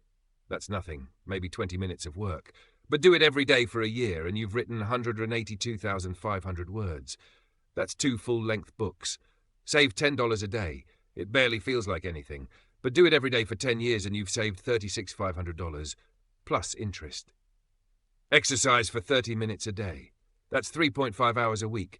But do it for a year and your body will be transformed. The key isn't intensity, it's consistency. Flexibility. Within structure, a common objection to routine is that it feels rigid. I don't want to be a slave to a schedule, people say. I want to be spontaneous. But here's the paradox. Routine actually enables spontaneity. When you have a routine, the important things get done.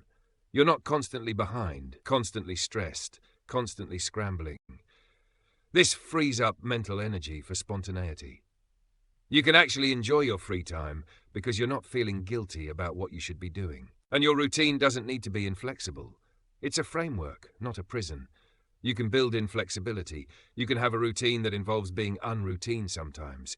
The point is that you decide, rather than letting circumstances decide for you. Key takeaway: don't wait for motivation. Build routines. They're the infrastructure that makes your goals achievable. Small actions, repeated daily, compound into extraordinary results. Your reflection: what's one area of your life where a simple daily routine could make a significant difference? What would that routine look like? Chapter 14. The Energy Equation. Managing your most precious resource. Chapter summary. You can have all the time in the world, but without energy, it's worthless. Energy, not time, is the fundamental currency of high performance. We'll explore the 4 sources of energy: physical, emotional, mental, spiritual, how to manage them, why sleep and nutrition are non-negotiable, and practical strategies for maintaining peak energy throughout your day. Deep dive. Here's something nobody tells you about productivity. Time management is secondary. Energy management is primary. You can block out 4 hours for focused work. But if you're exhausted during those 4 hours, if you can barely keep your eyes open, if your brain feels like it's wrapped in fog, you won't accomplish much. The time is there. The energy is not. Energy, not time, is the fundamental currency of high performance. Manage your energy well, and your time takes care of itself. The 4 sources of energy. Energy doesn't just mean physical energy, though that's part of it. There are actually 4 sources. Physical energy comes from sleep, nutrition, and exercise. This is the foundation. Without physical energy, nothing else is possible. Emotional energy comes from the quality of your relationships and your emotional state. Positive emotions energize you. Negative emotions drain you.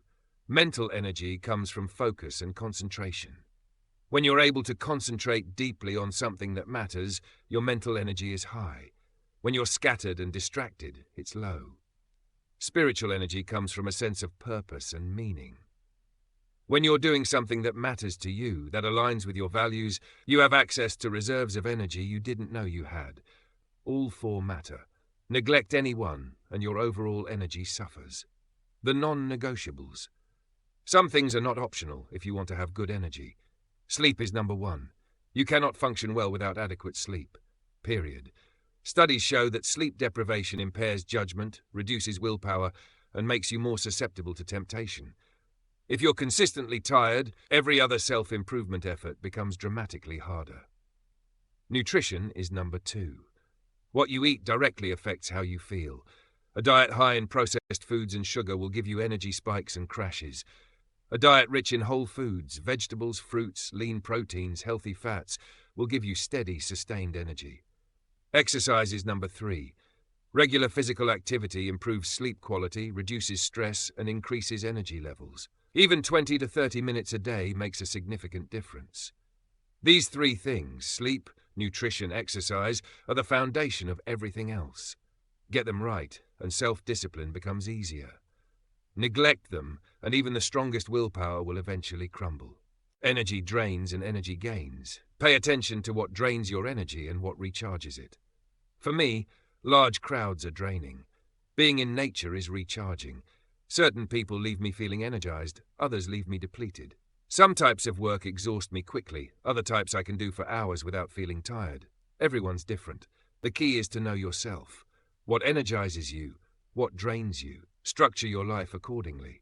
Also, pay attention to the quality of your breaks. Many people take breaks that don't actually recharge them, scrolling through social media, checking email, watching videos. These activities feel like breaks, but often leave you more depleted than before. Better breaks involve actual disengagement, a short walk, a few minutes of deep breathing, a conversation with a friend, something that genuinely restores you, the rhythm of work. Human beings aren't designed to work at a constant intensity all day. We're designed for rhythms, periods of intense focus, followed by periods of rest. The most productive people understand this. They work in focused sprints, maybe 90 minutes of deep concentration, then take genuine breaks. They alternate between activity and recovery. This isn't laziness, it's physiology.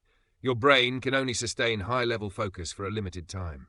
Pushing beyond that point yields diminishing returns.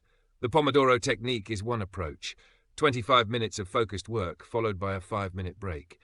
But you can find your own rhythm. The point is to honor your natural cycles rather than fighting them. Key takeaway: energy, not time, is your most precious resource. Manage your sleep, nutrition, and exercise. Pay attention to what drains and recharges you. Work in rhythms, not at a constant grind. Your reflection: what's one change you could make to improve your energy levels? What's one energy drain you could eliminate? Chapter 15, The Problem Paradox. Why you need difficulty to thrive. Chapter summary. Human beings are problem-solving creatures. We're not designed for ease and comfort. We're designed for challenge and growth. Without problems, we stagnate. With too many, we're overwhelmed. We'll explore the psychology of optimal challenge, why people who have everything are often less happy than those who struggle, and how to deliberately introduce the right amount of difficulty into your life to keep yourself growing. Deep dive. Here's something that might surprise you. Rich people, on average, are not happier than people of moderate means. In fact, the children of wealthy families have higher rates of depression, anxiety, and substance abuse than the general population. Why? Because they lack problems. Not real problems, anyway. Not the kind of problems that give life meaning and structure. Not the kind of problems that build character and resilience. We think we want a problem, free life, but we don't. We want problems that are the right size, challenging enough to be interesting, but not so overwhelming that they break us. The problem hunger. Human beings are problem-solving creatures. It's what we do. It's what we've always done. Our ancestors faced constant problems, finding food, avoiding predators, surviving the elements. These problems were real and pressing, and solving them gave life meaning and purpose. Today, many of us have solved the basic survival problems. Food is abundant. Predators are rare. Shelter is available. And yet, we're not satisfied. So what do? We create problems. We worry about things that don't matter. We manufacture drama. We set arbitrary goals and then stress about achieving them. This isn't pathology, it's human nature. We need problems. Without them, we lose our sense of purpose. The key is to choose your problems consciously, rather than having them chosen for you. The optimal challenge zone psychologists talk about the flow state, that experience of being so completely absorbed in an activity that you lose track of time. Flow happens when the challenge you're facing is perfectly matched to your skill level. Too easy, and you're bored. Too hard, and you're anxious. Just right, and you're in flow. This is the sweet spot for growth. Challenges that stretch you but don't break you. Problems that are difficult but solvable.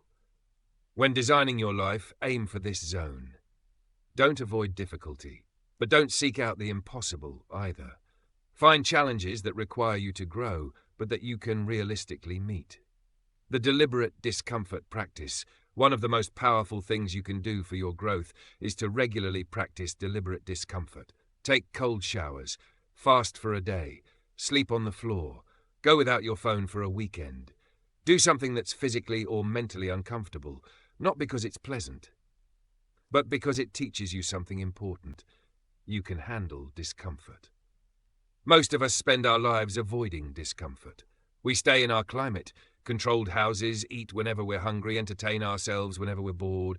We've eliminated almost all physical discomfort from our lives. But this comfort has made us fragile. When real difficulty comes, and it always does eventually, we're unprepared. We don't know how to handle it. Deliberate discomfort is like a vaccine.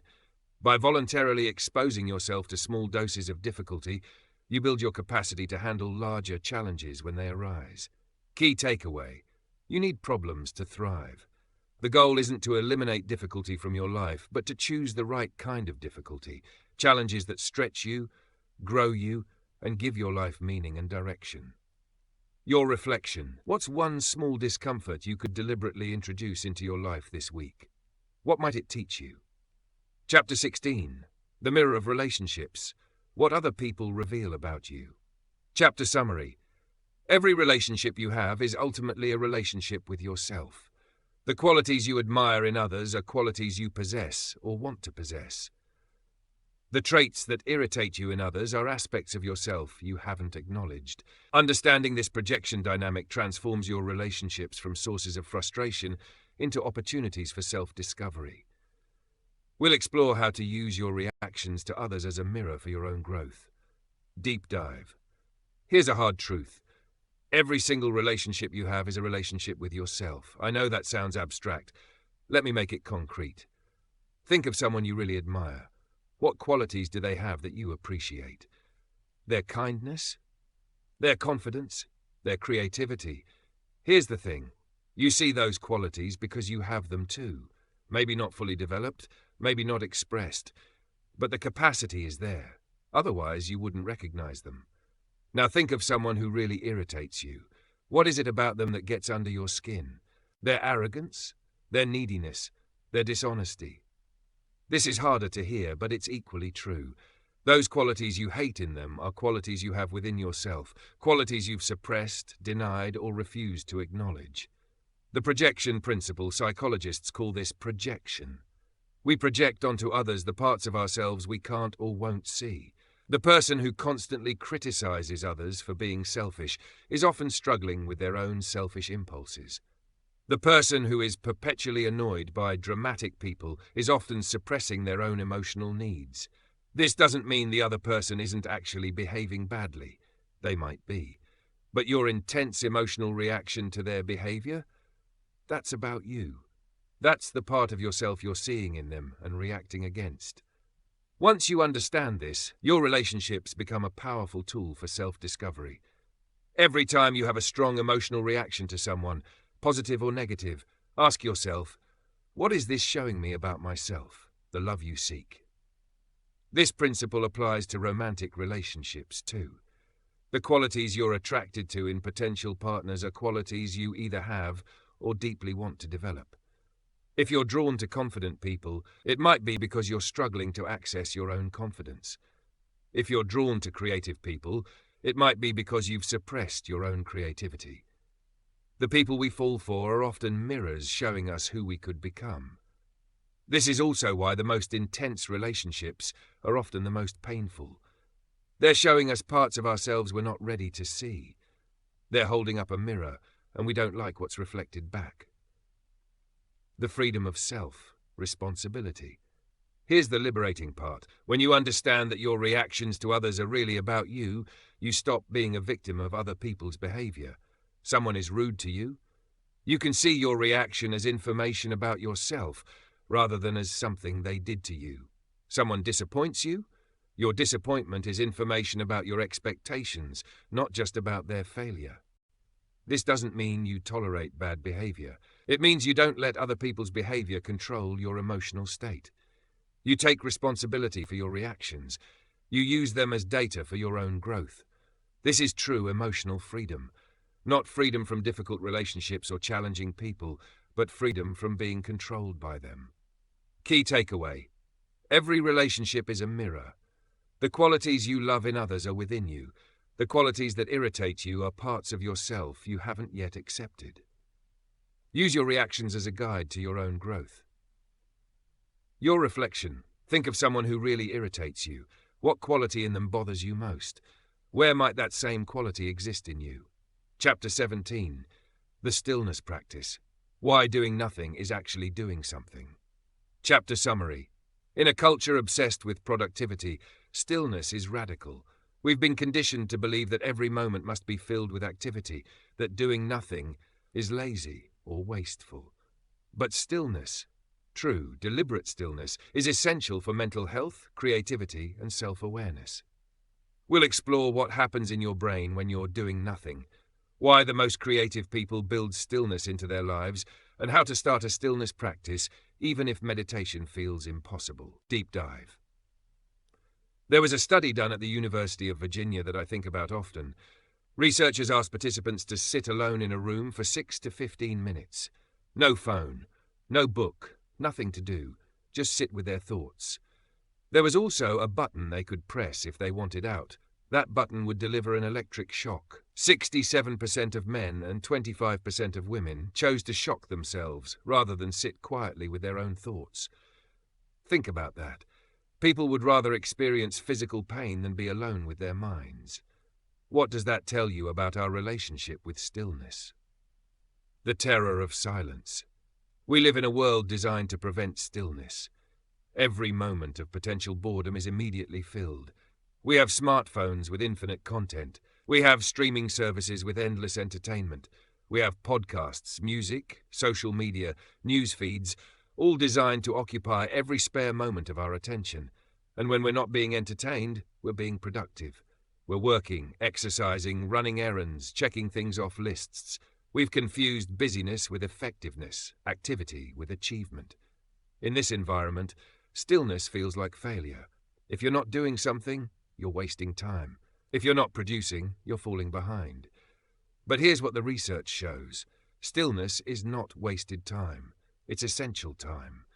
It's when your brain does some of its most important work. What happens in stillness?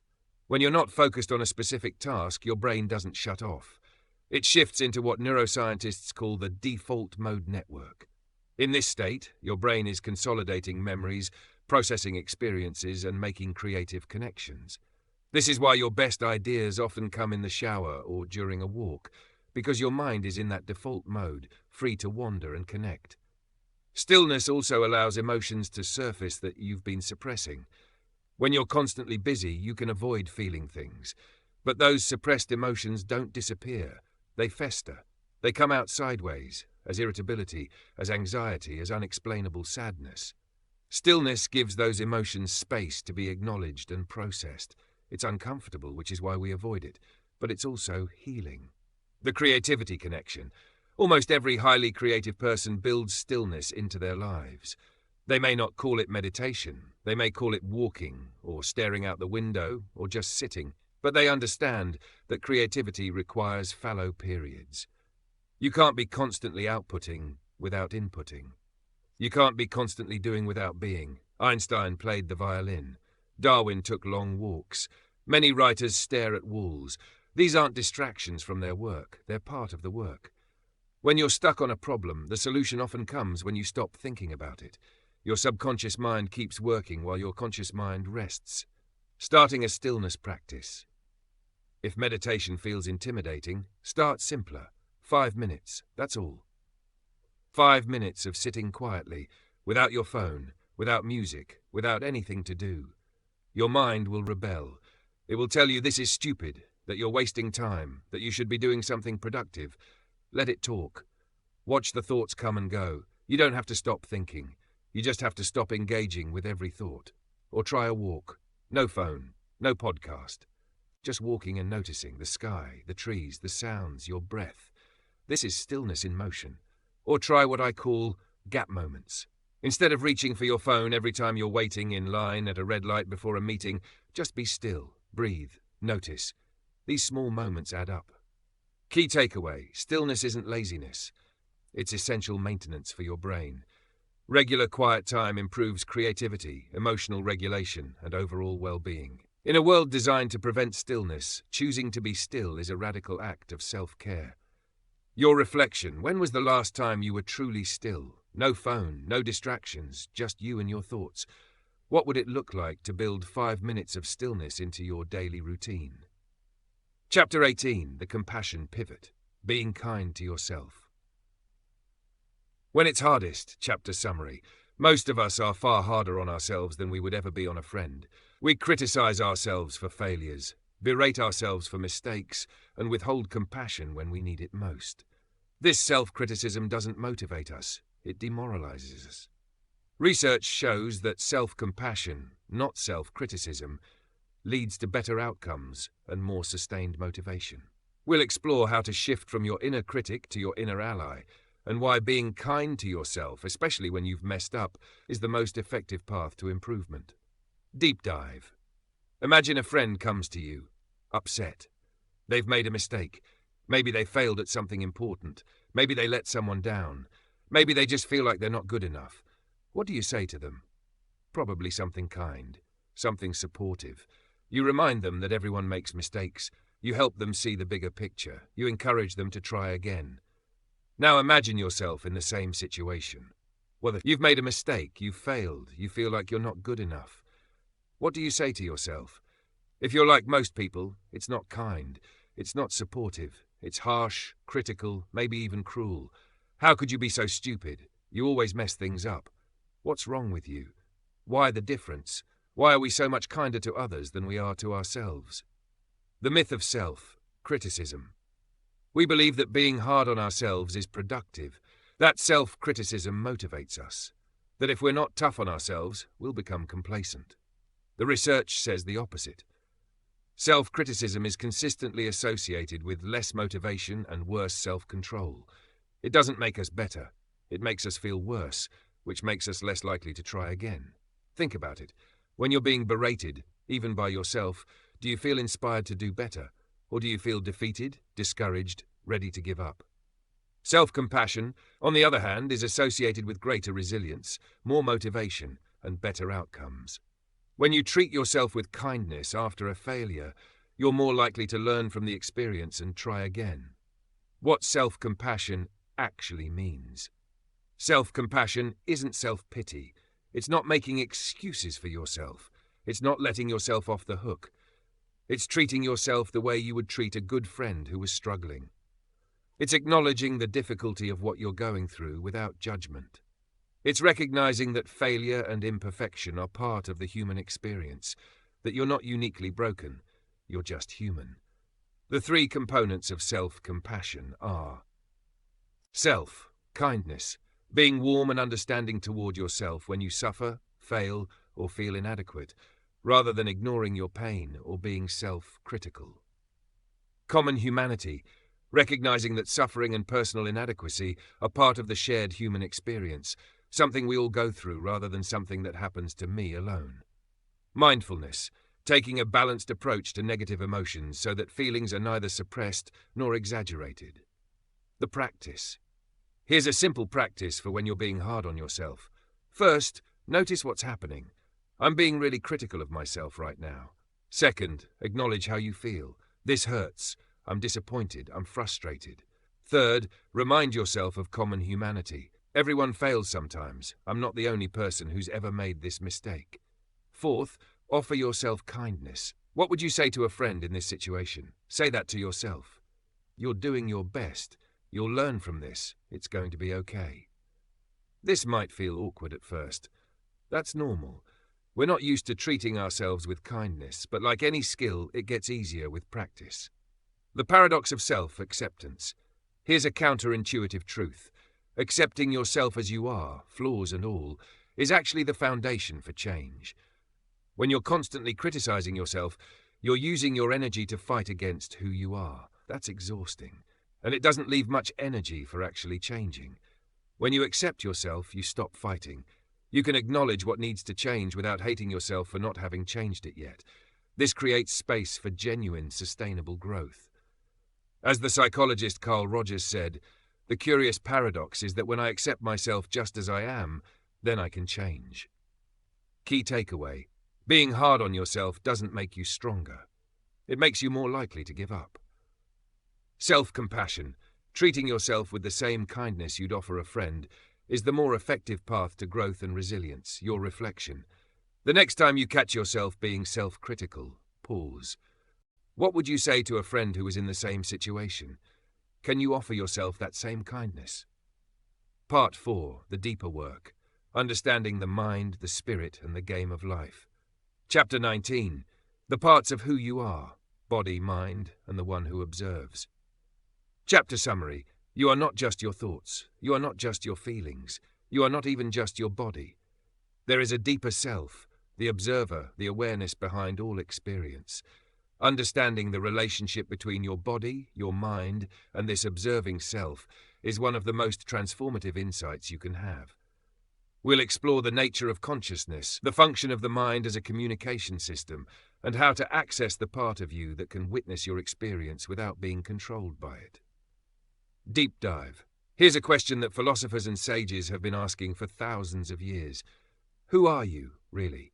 Not your name, not your job title, not your roles, parent, partner, friend, employee. Not your body, which changes completely every few years as cells die and regenerate. Not even your thoughts, which come and go like clouds in the sky. Who is the one who notices the thoughts? Who is the one who experiences the feelings? There is a part of you that has been present your entire life. It was there when you were a child, experiencing the world with wonder. It was there when you were a teenager, wrestling with identity and belonging. It's there now, reading these words. And it will be there, if you're fortunate, at the end of your life, looking back on everything that happened. This observing self doesn't age, it doesn't get tired, it doesn't have emotions, it witnesses emotions. It doesn't think thoughts, it observes thoughts. Some traditions call this the soul, some call it consciousness, some call it the witness. The name doesn't matter as much as recognizing that it exists. The mind as tool. Your mind is not you. It's a tool you use. Think of it like a computer. Your mind processes information, stores memories, generates thoughts, solves problems. It's incredibly powerful and endlessly useful, but it's not the user, it's the tool. The problem comes when we identify with the tool, when we believe that our thoughts are who we are. When a negative thought arises, I'm not good enough, and we accept it as truth rather than recognizing it as a mental event. You wouldn't believe everything your computer told you. If a pop-up appeared saying this computer is worthless and should be thrown away, you'd recognize it as an error. You'd run a virus scan. You wouldn't take it personally. Your mind generates similar pop-ups all the time. You're a failure. Nobody likes you. This is hopeless. These are mental events, not facts. But if you identify with your mind, you believe them. The 3-part model. So what are you exactly? A useful model breaks it down into 3 parts. First, there's the body, the physical organism made of flesh and bone. The body has its own intelligence, its own needs, its own limitations. It gets tired, it gets sick, it eventually dies. But you are not your body. You have a body. There's a difference. Second, there's the mind, the information processing system. The mind includes your thoughts, your memories, your beliefs, your problem-solving abilities. It includes both the conscious, analytical mind and the deeper, reactive mind that stores past experiences and influences your behavior in ways you may not be aware of. Third, there's the observer, the awareness behind it all. This is the part of you that can watch your thoughts without being caught up in them, the part that can feel an emotion without being consumed by it, the part that persists even when your body is asleep and your mind is dreaming.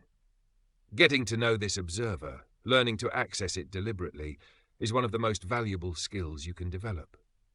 The practice of disidentification. Here's a simple practice. The next time you're caught up in a difficult emotion, try stepping back. Instead of saying, "I am angry," try saying, "I notice that anger is present."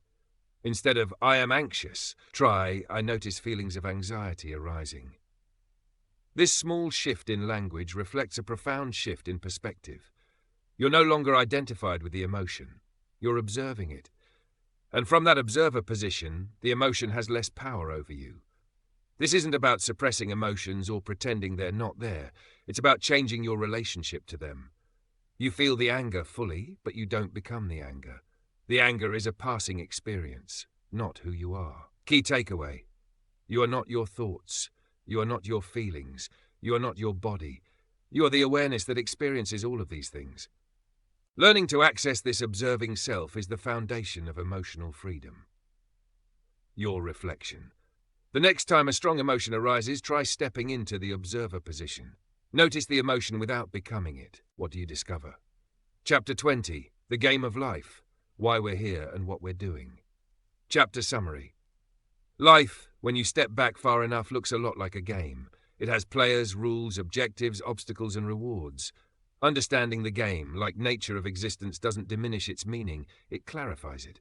We'll explore the elements that make any game engaging: freedom, barriers, and purposes, why problems are essential to a meaningful life, and how to approach your own life with the engagement of a player rather than the passivity of a spectator.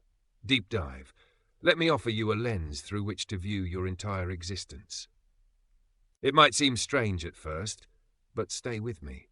Life is a game, not in the trivial sense, not just a game, meaning it doesn't matter, but in the structural sense.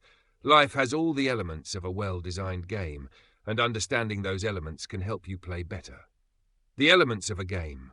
Every game has three essential components: freedom, barriers, and purposes. Freedom is what you can do, the moves available to you, the choices you can make. Barriers are what restricts you, the rules, the limitations, the obstacles you must overcome. Purposes are what you're trying to achieve, the goals, the objectives, what winning looks like. Take any game, chess, soccer, business, romance, and you'll find these three elements. Now here's the crucial insight. For a game to be engaging, all three elements must be in balance. Too much freedom with no barriers, and the game is boring. There's no challenge, no satisfaction in winning. Too many barriers with too little freedom, and the game is frustrating. You feel trapped, powerless. Purposes need to be clear enough to give direction, but not so rigid that there's no room for creativity and adaptation. When these elements are balanced, we experience flow. Engagement. The feeling that what we're doing matters and that we have the capacity to succeed. The problem paradox. Here's where it gets interesting. Problems are essential to a good game. Think about the games you've enjoyed most in your life. The video games you couldn't put down. The sports matches that had you on the edge of your seat. The projects that consumed your attention for weeks. They all had problems, obstacles to overcome, challenges that required skill and persistence. Now think about times in your life when you had no problems, no challenges, nothing to overcome. Were those the times you felt most alive? Or were those the times you felt bored, restless, maybe even depressed? We say we want a problem-free life, but we don't. We want problems that are the right size, problems we can solve, but that require our best effort. The unhappiness in many wealthy families, the depression among the retired, the boredom of endless leisure, these are symptoms of problem deficiency.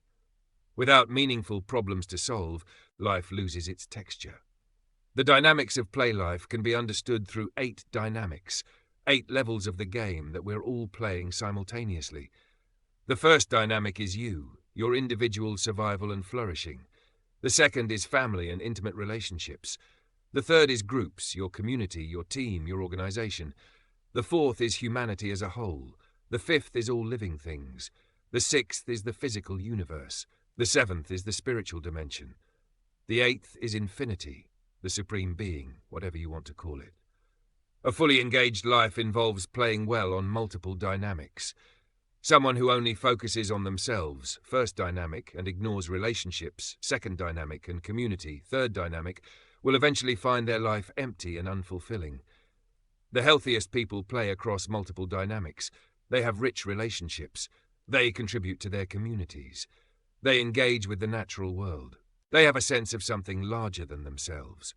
The freedom barrier balance. One of the most important skills in life is learning to balance freedom and barriers, both for yourself and in your leadership of others.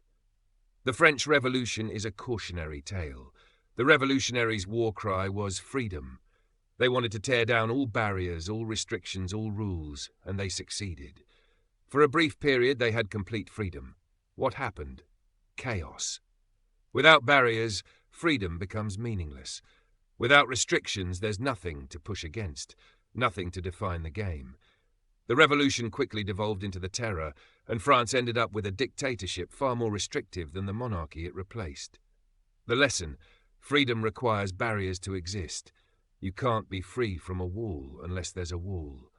The freedom to move through space requires space with boundaries. In your own life, this means embracing appropriate constraints rather than always seeking to eliminate them. A budget isn't a restriction on your freedom. It's a structure that makes financial freedom possible. A schedule isn't a prison. It's a framework that creates time for what matters, taking responsibility for the game. The most important shift you can make is from seeing yourself as a victim of life's circumstances to seeing yourself as a player in life's game. Victims feel that things happen to them. Players understand that they have agency, that their choices matter, that they can affect outcomes. This doesn't mean players always win. It means they're always engaged. They're always looking for the next move. They take responsibility for their position in the game, even when external factors, which they can't control, are working against them. The Stoic philosopher Epictetus put it perfectly. It's not what happens to you, but how you react to it that matters. Key takeaway: life is a game with freedom, barriers, and purposes. The goal isn't to eliminate problems, but to engage with the right ones. Balance your play across multiple dynamics. Take responsibility for your position and your moves. And remember, the point of the game is to play it well, not just to win. Your reflection: which of the 8 dynamics are you currently neglecting? What would it look like to engage more fully with that area of your life? Chapter 21. The Knowing. Knowing not balance. Wisdom beyond information. Chapter summary. Knowledge is only half the picture. We live in an age obsessed with information, data, learning, and expertise. But equally important and almost entirely neglected is the capacity to not know, to forget, to release, to make space for new understanding. We'll explore the relationship between knowing and not knowing, why the ability to not know is essential for mental health, and how to cultivate a relationship with uncertainty that opens doors rather than closes them. Deep dive: we worship knowledge. We celebrate learning. We admire experts and scholars. We fill our heads with information, facts, data, techniques, and there's nothing wrong with that. Knowledge is valuable. Learning is essential. But here's what we've forgotten. Knowing is only half of the picture. The other half, equally important and almost entirely neglected, is the capacity to not know. The burden of too much knowing. Think about the people you know who seem most burdened by life. Often they're the ones who know too much. They know exactly how things should be. They know what other people should do. They know what's right and what's wrong. They're certain. And their certainty makes them rigid. It prevents them from seeing alternatives. It closes them off from new information. It makes them judgmental and inflexible. Now think about the people you know who seem lightest, most at ease. Often they're comfortable with not knowing. They don't need to have all the answers. They're curious, open, willing to be surprised. There's wisdom in not knowing. There's freedom in releasing the need to be certain. The function of forgetting. We tend to think of forgetting as a failure, a glitch in our mental machinery. something to be overcome. But forgetting serves a crucial purpose. It makes space. It allows us to release the past and be present to what's happening now. Imagine if you remembered every detail of every experience you've ever had, every conversation, every meal, every moment of embarrassment or pain. You'd be paralyzed. You'd be unable to function. Forgetting is a feature, not a bug. It's your mind's way of filing away what's no longer relevant so you can focus on what is. The same applies to beliefs and opinions. The beliefs that served you at 20 may not serve you at 40. But if you can't not know them, if you can't release them, you're stuck with outdated programming. The time connection. Time itself is a function of knowing and not knowing. Knowing the present moment, not knowing the future. Remembering, knowing the past. Forgetting, not knowing the past. When you're fully present, you're simultaneously knowing what's happening now and not knowing what will happen next. This is the state of flow, the state of engagement, the state where anxiety about the future and regret about the past both fall away. People who struggle with anxiety are often trying to know the future. People who struggle with depression are often unable to not know the past. Both are fighting against the natural rhythm of time. The practice of not knowing. How do you cultivate the capacity to not know? It starts with becoming comfortable with uncertainty. When you don't know something, notice the discomfort that arises. Notice the urge to fill the gap with an assumption, a guess, a premature conclusion. Then practice not filling it. Practice staying in the not knowing, even for a few moments. It's uncomfortable at first. But like any practice, it gets easier. And as it gets easier, something shifts. You become more curious, more open, more able to learn. Because when you already know everything, there's nothing to learn. When you're willing to not know, the whole world becomes your teacher. Key takeaway: wisdom includes both knowing and not knowing. The ability to release old information, to forget what no longer serves, and to rest comfortably in uncertainty. These are as important as the ability to learn and remember. Your reflection. What's something you've been certain about that might benefit from a little not knowing? What would it feel like to release that certainty, even temporarily? Chapter 22. The Goal and the Path. What Scientology and every growth practice actually aims at. Chapter summary. The ultimate goal of any legitimate self-improvement system isn't to create superhuman beings free from all difficulty. It's to help people live better lives, right here, right now, in whatever circumstances they find themselves. We'll explore the true purpose of practices like Scientology processing, why the goal isn't to eliminate problems, but to increase capability, and how to think about your own growth not as a destination to reach, but as an ongoing practice of becoming more fully yourself. Deep dive. Every system of personal growth has a goal, stated or unstated. Every philosophy, every therapy, every self-help approach. Some promise to eliminate your problems, some promise to make you rich, some promise enlightenment, liberation, transcendence. Here's what I believe. The goal of any legitimate growth practice is simply to help you live a better life, not a perfect life, not a problem-free life, just a better one. What better means? Better doesn't mean without difficulty. It means more capable of handling difficulty. Better doesn't mean always happy. It means able to experience the full range of human emotions without being destroyed by them. Better doesn't mean superior to others. It means more fully yourself. A better life is one where you have more agency, more ability to choose your responses rather than being driven by automatic reactions. More capacity for genuine connection with others, more resilience in the face of setbacks. More clarity about what matters to you. Notice what's not on this list. A specific income level, a particular body type, a certain relationship status. These things may or may not be part of a better life for you. They're outcomes, not the goal itself. The tool, not the master. Any system, whether it's the practices of Scientology described in this book or any other approach to growth, is a tool. It's meant to serve you, not the other way around. A hammer is useful for driving nails. You don't carry a hammer everywhere you go, constantly looking for nails to drive.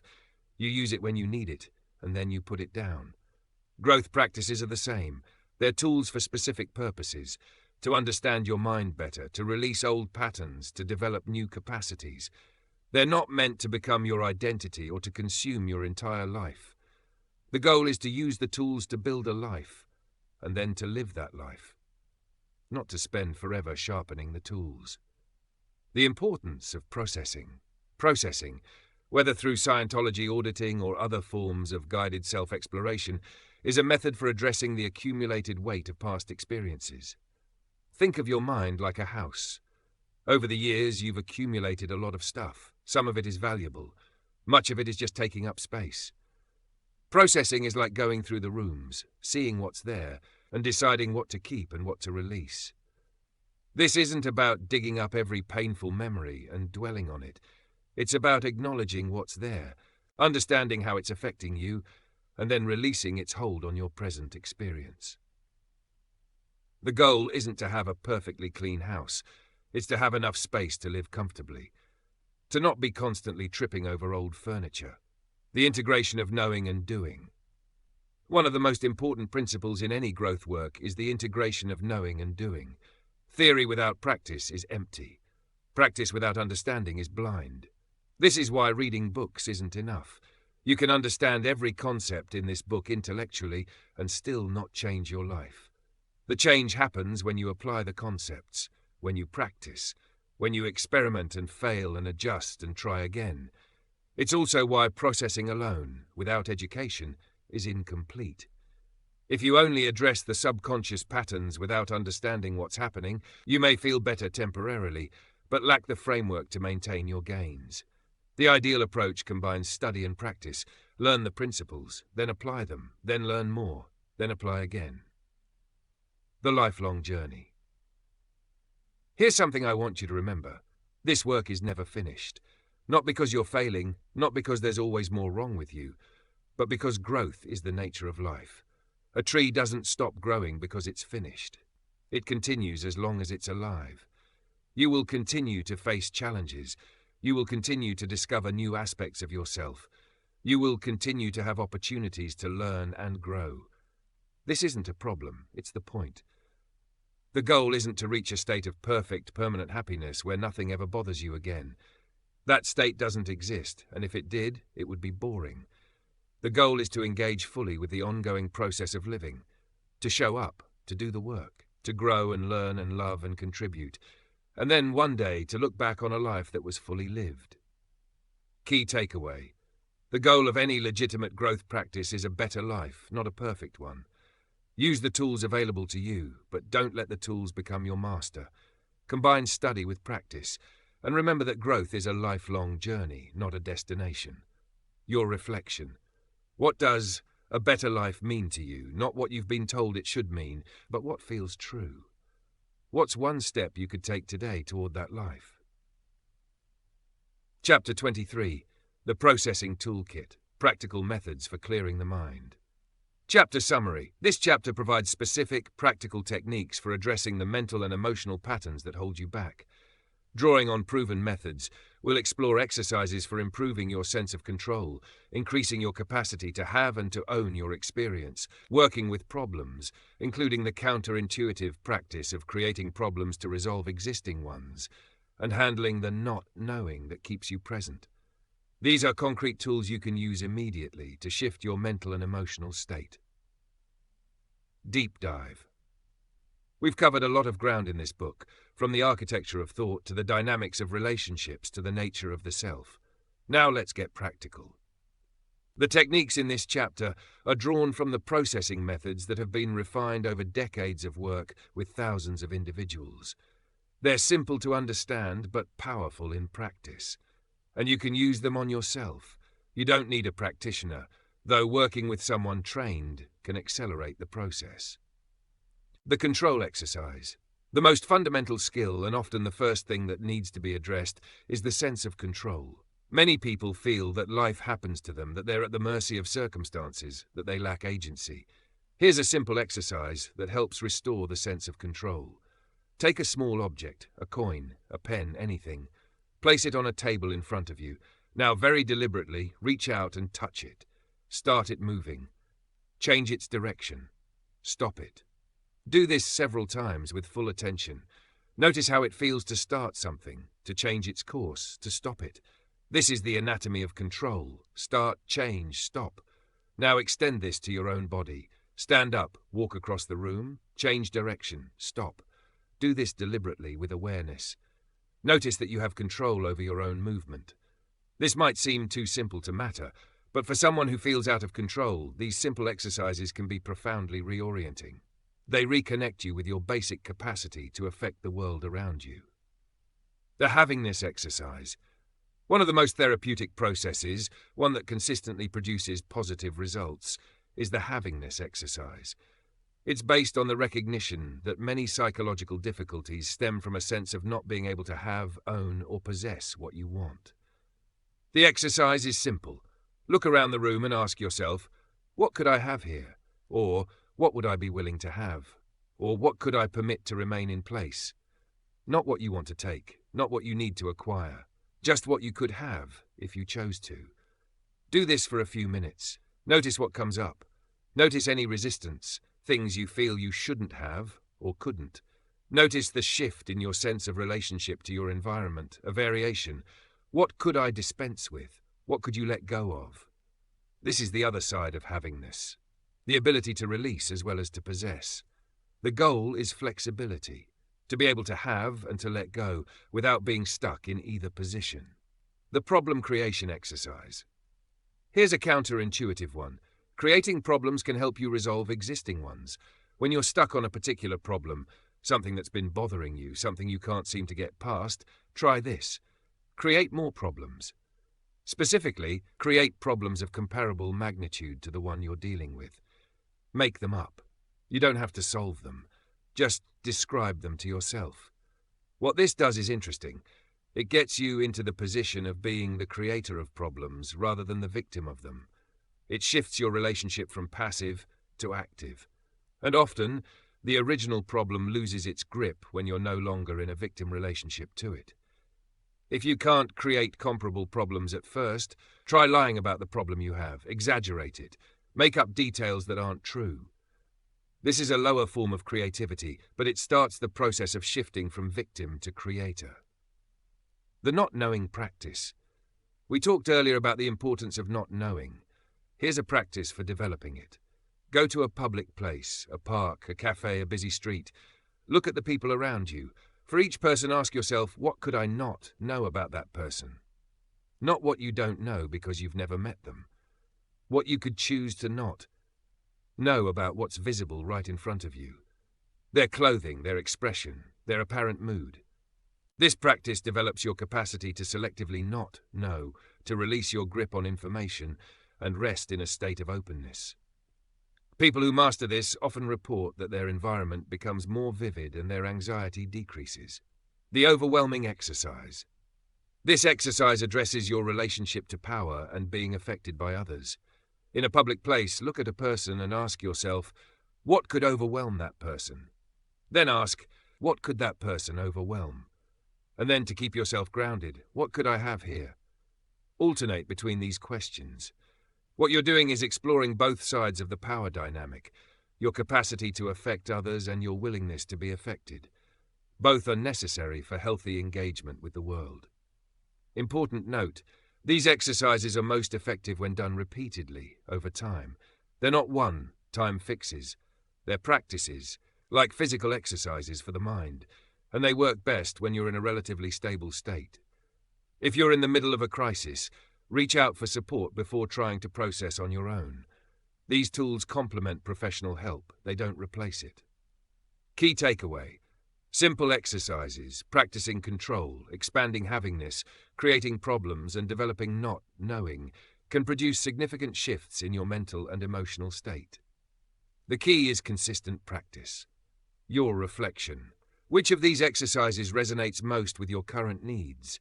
What would it look like to practice it for 5 minutes today? Conclusion. The architecture of a life well lived. We've covered a lot of ground together, from the inner architecture of thought to the outer expression of relationship, from the daily practices that build momentum to the deeper questions of who we are and why we're here. If you take nothing else from this book, take these 3 things. First, your thoughts create your reality, but you create your thoughts. You are not a passive recipient of the mental chatter in your head. You can choose what to believe. You can choose what to act on. You can choose the meanings you assign to events. This is the fundamental freedom that nothing and no one can take from you. Second, communication is the master key. The way you talk to yourself shapes your inner world. The way you talk to others shapes your relationships. Master the art of clear, genuine, compassionate communication with yourself first and then with everyone else, and you master life. Third, growth is the game, not the goal. You will never be finished. There will always be new challenges, new lessons, new opportunities to expand. This isn't a bug, it's the feature. The point isn't to reach a destination. The point is to engage fully with the journey. So here's my invitation to you. Take one thing from this book, just one. One practice, one insight, one perspective shift. Apply it today. Not tomorrow, not when you feel ready, today. Because the life you want isn't waiting for you somewhere in the future. It's being built right now in the choices you make and the thoughts you think and the words you speak. Build well. A final reflection. Imagine yourself at the end of your life. You're looking back on everything that happened, the choices you made, the relationships you had, the person you became. What will you be glad you did? What will you wish you had done differently? What will you wish you had worried about less? What will you realize was more important than you thought? Live now in light of those answers, because the architecture of your life is being built one day at a time, one choice at a time, one thought at a time, and you are the architect. Make it beautiful. The work of becoming fully yourself is the work of a lifetime. Start now. Start where you are. Use what you have, do what you can, and never stop.